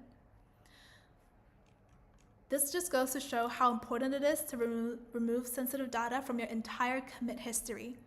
Even if it's no longer in the current version of the file, someone could still get access to your secrets over the commit history of the repository, just like us now. We can have access to the original creator's AWS credentials if they still have these access keys activated. And they wouldn't even know. All we did was fork their repository, go through their history, and say, you had credentials in here once. We can use it. Okay, so nice work everyone today. By taking the time to secure your code and remove some sensitive data from the commit history, you've made development honestly easier, not harder. Instead of worrying about accidentally exposing credentials, you can now freely share and collaborate on your code with others. So that is a great win, and you're practicing some great security best practice by using secrets instead of any hard coding of your credentials. All right, so this is a wrap for today's project, and we're gonna go ahead and delete our resources now. It's important to just clean up your resources to avoid any unnecessary costs. So we're gonna just delete the Secrets Manager secret and also the repository that you don't need anymore.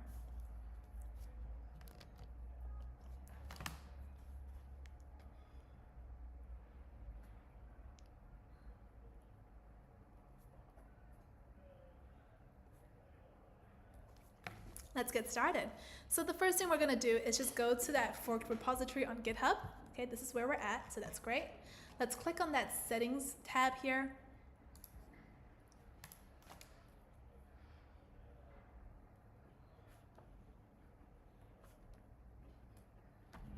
And then let's go down to the bottom where you can delete the repository. Okay, so select delete this repository. You want to delete it? Yes, you do. And you have read and understand these effects, because deleting it truly means all your code is just gone. And it's up to you, honestly, if you don't want to delete this fork because you want to keep it to keep the configuration file code that you use today, that's completely okay. But if you don't think you'll be referring back to this code anymore, let's delete the repository.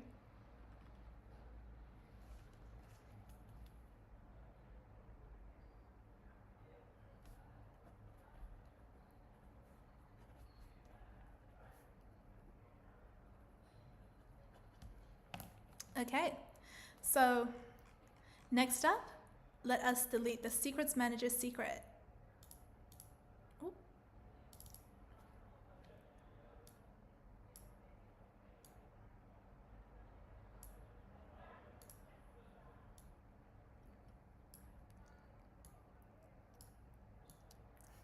One second. It's nuts. This is nuts.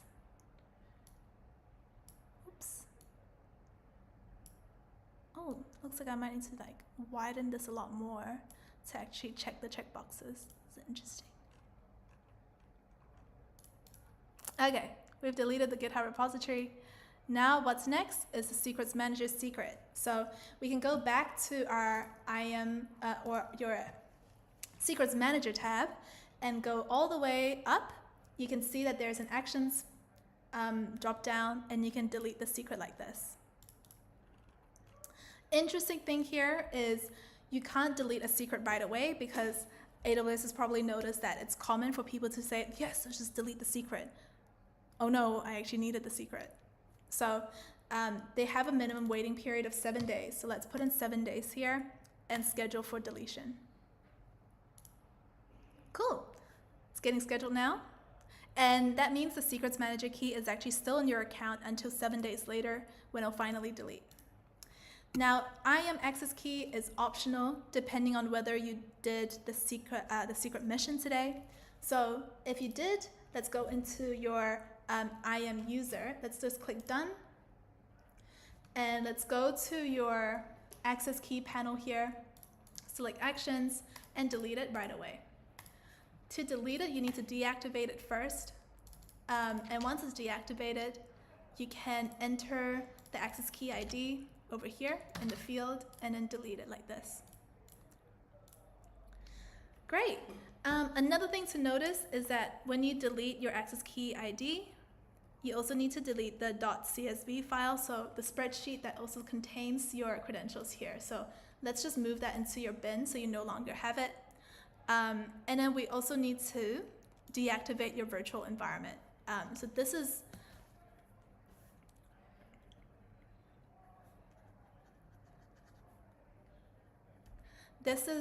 something you can do in your terminal. So let's go back into your terminal. If you have your Python environment activated, you can run deactivate like this. This is if you've done the secret mission. So if you don't have the secret mission, you don't need to run deactivate. And then you can go back by, again, just checking where is your current location. Okay, you're in the folder. Sorry, team. You're in the folder called Documents, Network Security Secrets Manager. All right, lengthy. What you can do here, and I'm just going to delete the text file as well. What you can do here is you can go back a folder, and then you can say, let's remove the folder called Network Security Secrets Manager, like this, to remove the folder. And then when that folder is deleted, you should no longer have it. So you can try going into the folder again and run into an error to prove that you've successfully deleted the folder. Okay, it should say no such file or directory to show that you've deleted the folder now. So good. So just like that, we've cleaned everything in our account. If you've created an S3 bucket for this project, now is the time to also delete that S3 bucket, actually. So let's make sure we delete it. In my case, I did create a test S3 bucket, and it was called test name for security project. So let me select and delete that bucket. Okay, all done. Delete the bucket. Poof, it should be gone. Great. So let us reflect on this project together now. We've all finished, and we've definitely learned a lot. So let's reflect on those learnings together, team.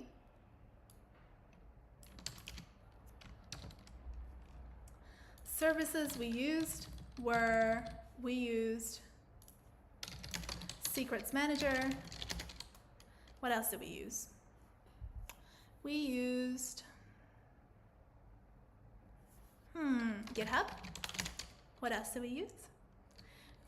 If you did the secret mission, you would have used S3 and IAM as well. Key concepts we learned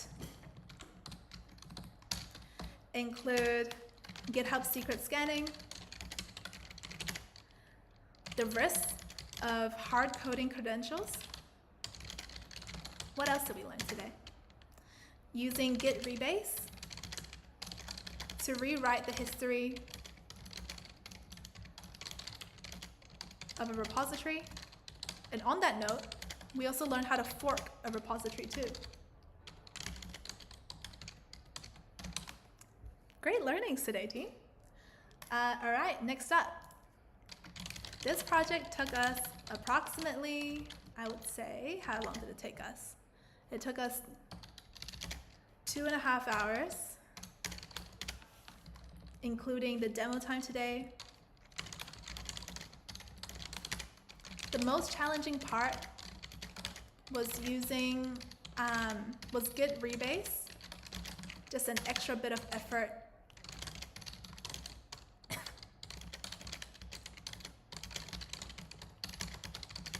That helps us with pushing the code to our repository. It was most rewarding. For me personally, it was most rewarding to review the Git commit history and see that you can really find AWS credentials in the history, even if the most updated version of that file no longer uses those credentials. You know, really went to show just why Git rebasing was so important. Okay, so thank you so much for doing this project today. Why did we do the project? Did it meet your goals? Let's have a check. So we did this project today to learn more about protecting our code using services like AWS Secrets Manager. This project met our goals and helped us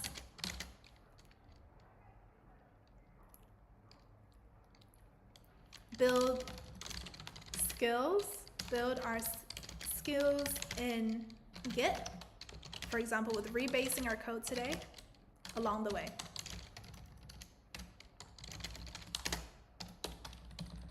And you can also be more detailed if you like. This project met our goals as we are now practicing best practice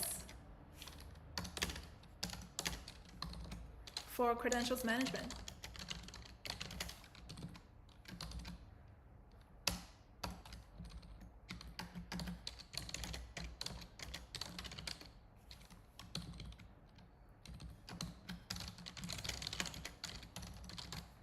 Great. So thank you so much, team. Let's select done for that. And that's a wrap for today. Nice work. You've really successfully learned how to protect your your sensitive credentials with AWS Secrets Manager and secure Git practices like Git rebase. You've learned how to apply security best practices for managing credentials in code. You've learned how to understand GitHub secret scanning feature, why it's important, why is it good that it actually stopped us. We use Secrets Manager to securely store and manage the credentials, and then retrieving it programmatically in Python with SDK before we cleaned up our sensitive data from our Git commit history.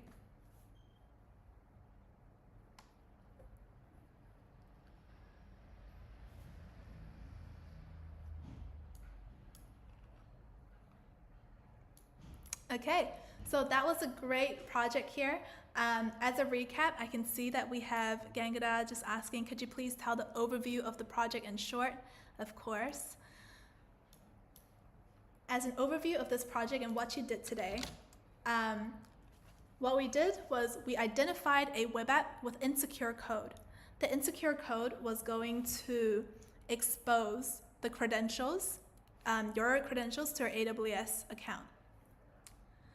What we did was we cloned the code. We copied the code from the original repository. So we went into the original repository with the insecure code, and then we copied it into our local environment. And once we copied it, we actually put in our credentials to make it extremely insecure. So we replaced placeholders like access key ID and secret access key with actual credentials. That's pretty insecure. And then we tried to push that code into GitHub. We made our own repository and we said, let's push that insecure code into GitHub. Let's see what happens when we try to make the code public. GitHub stopped us. It didn't let us push the code. It said, ain't no way, okay? This is way too insecure. You got some credentials in here. I'm not gonna let you publish your code. So in order to make our code more secure so that we can publish it into our Git repository, we went into Secrets Manager and actually put those hard-coded credentials into a secret instead. And then from that secret, we pulled those credentials into the code so that our configuration file is now using best practice by,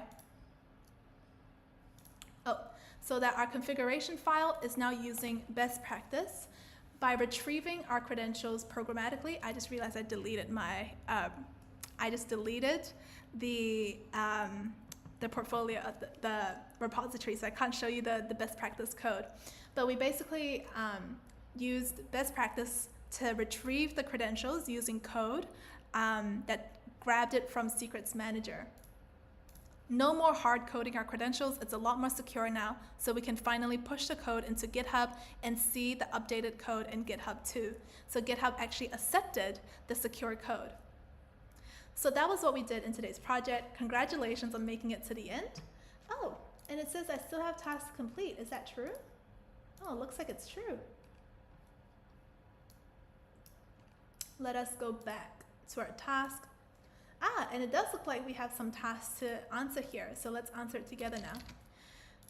Secrets Manager is an AWS service that helps us with securely storing and retrieving secrets, e.g. database credentials, API keys, and anything we deem sensitive. We're using it to store our AWS access key ID and secret access key. Other common use cases include what we just mentioned before, and there was another one that was in our secret setup page, like OAuth keys, and even account IDs or URLs. We don't want other people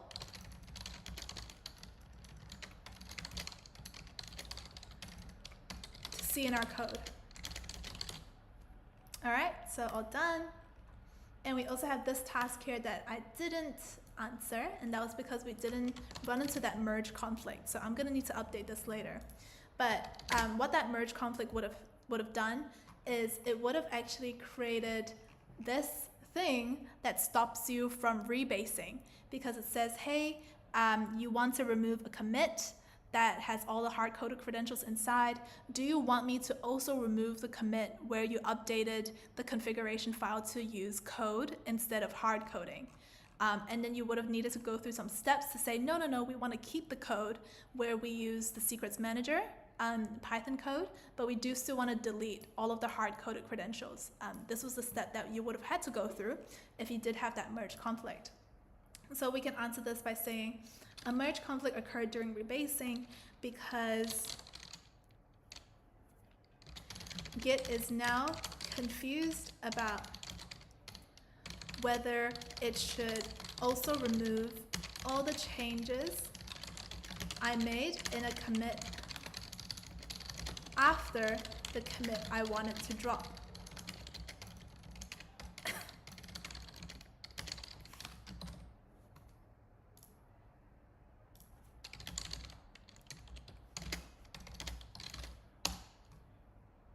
And then how do we resolve the merge conflict? You would have just had to resolve the merge conflict by going directly into the configuration file and manually removing all the parts we want to remove, the hard-coded credentials.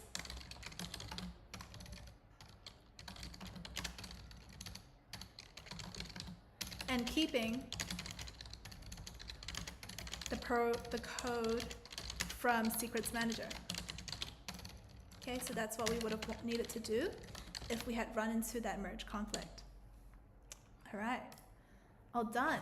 So let's check whether we can finish our mission today. All done, thank you. So mission accomplished. Whew, that was amazing. That was a huge project, wasn't it? So we went all the way from cloning code, forking that repository, hard coding credentials, secret scanning, blocking us. That was crazy. And then and now we have our own Git repository with the secure code. That was awesome. Great journey, everyone. And let us go ahead and save our documentation. So you have 3 options today. You can use light mode, dark mode, or even a funky fun mode. And you know what? I'm gonna store my documentation into my portfolio using the light theme, maybe. So let's save it into our portfolio with the light theme. And while that's saving, you can see that there are also other ways to save your project today. You can save it as a markdown file. You can save it as a README. You can save it as a PDF. In fact, let's just save it as a PDF as well, because you're going to need it to upload your documentation into a GitHub, a LinkedIn post. So let's also save our documentation today in fun mode. And I'm going to click Save Documentation.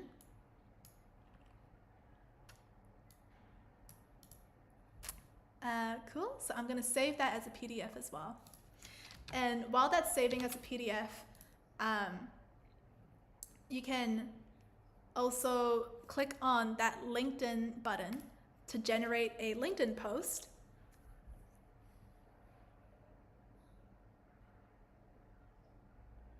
Okay, let's generate a LinkedIn post that talks about the project we did today. Hard coding credentials in a web app? Not on my watch. Today, I secured an application and eliminated this risky practice using AWS Secrets Manager. Here's what I did, and here's what we did, the lessons that we learned, and even something to invite people to also say, if you're using Secrets Manager, I'd love to hear your approach to credentials management. You can close this and then add a document here. So you can add your funky fun documentation.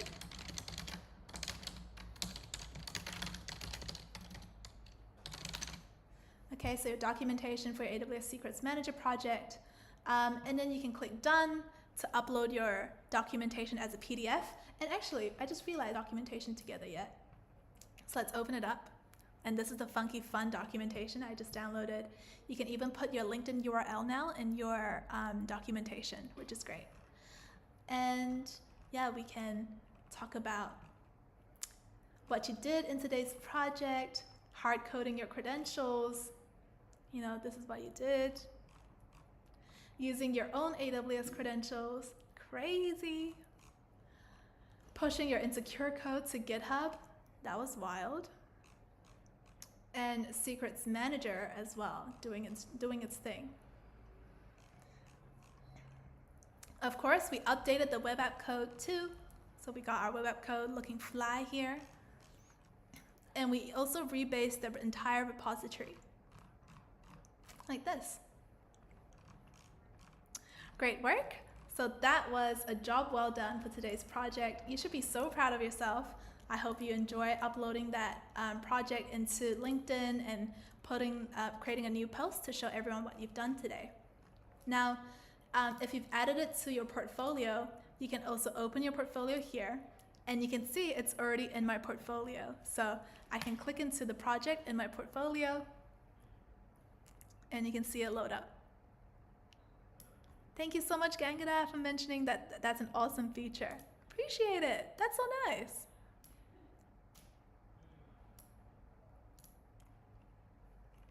Okay, so here we are with the same project now, and you can see the difference in theme this time. But it's also neatly looking very cute in my project. In my portfolio. Yeah, I think it looks pretty good because it works quite well in my portfolio. Ooh. My portfolio has lots of other projects now, and it's nice to have this in my portfolio too. Awesome. Well, that's a wrap for today's project, everyone. I hope you enjoyed it. What was your favorite part? Was there something new that you learned today? I hope there was. I'll see you in the next project, and thank you so much for tuning in. Thank you for spending your time here. If you have any other project you want to see, don't hesitate to comment and leave that as a request, because we take those suggestions very seriously. In fact, Secrets Manager was actually a project requested by one of our students. So shout out to that student that requested it. You know who you are. And happy learning, everyone. See ya. Bye.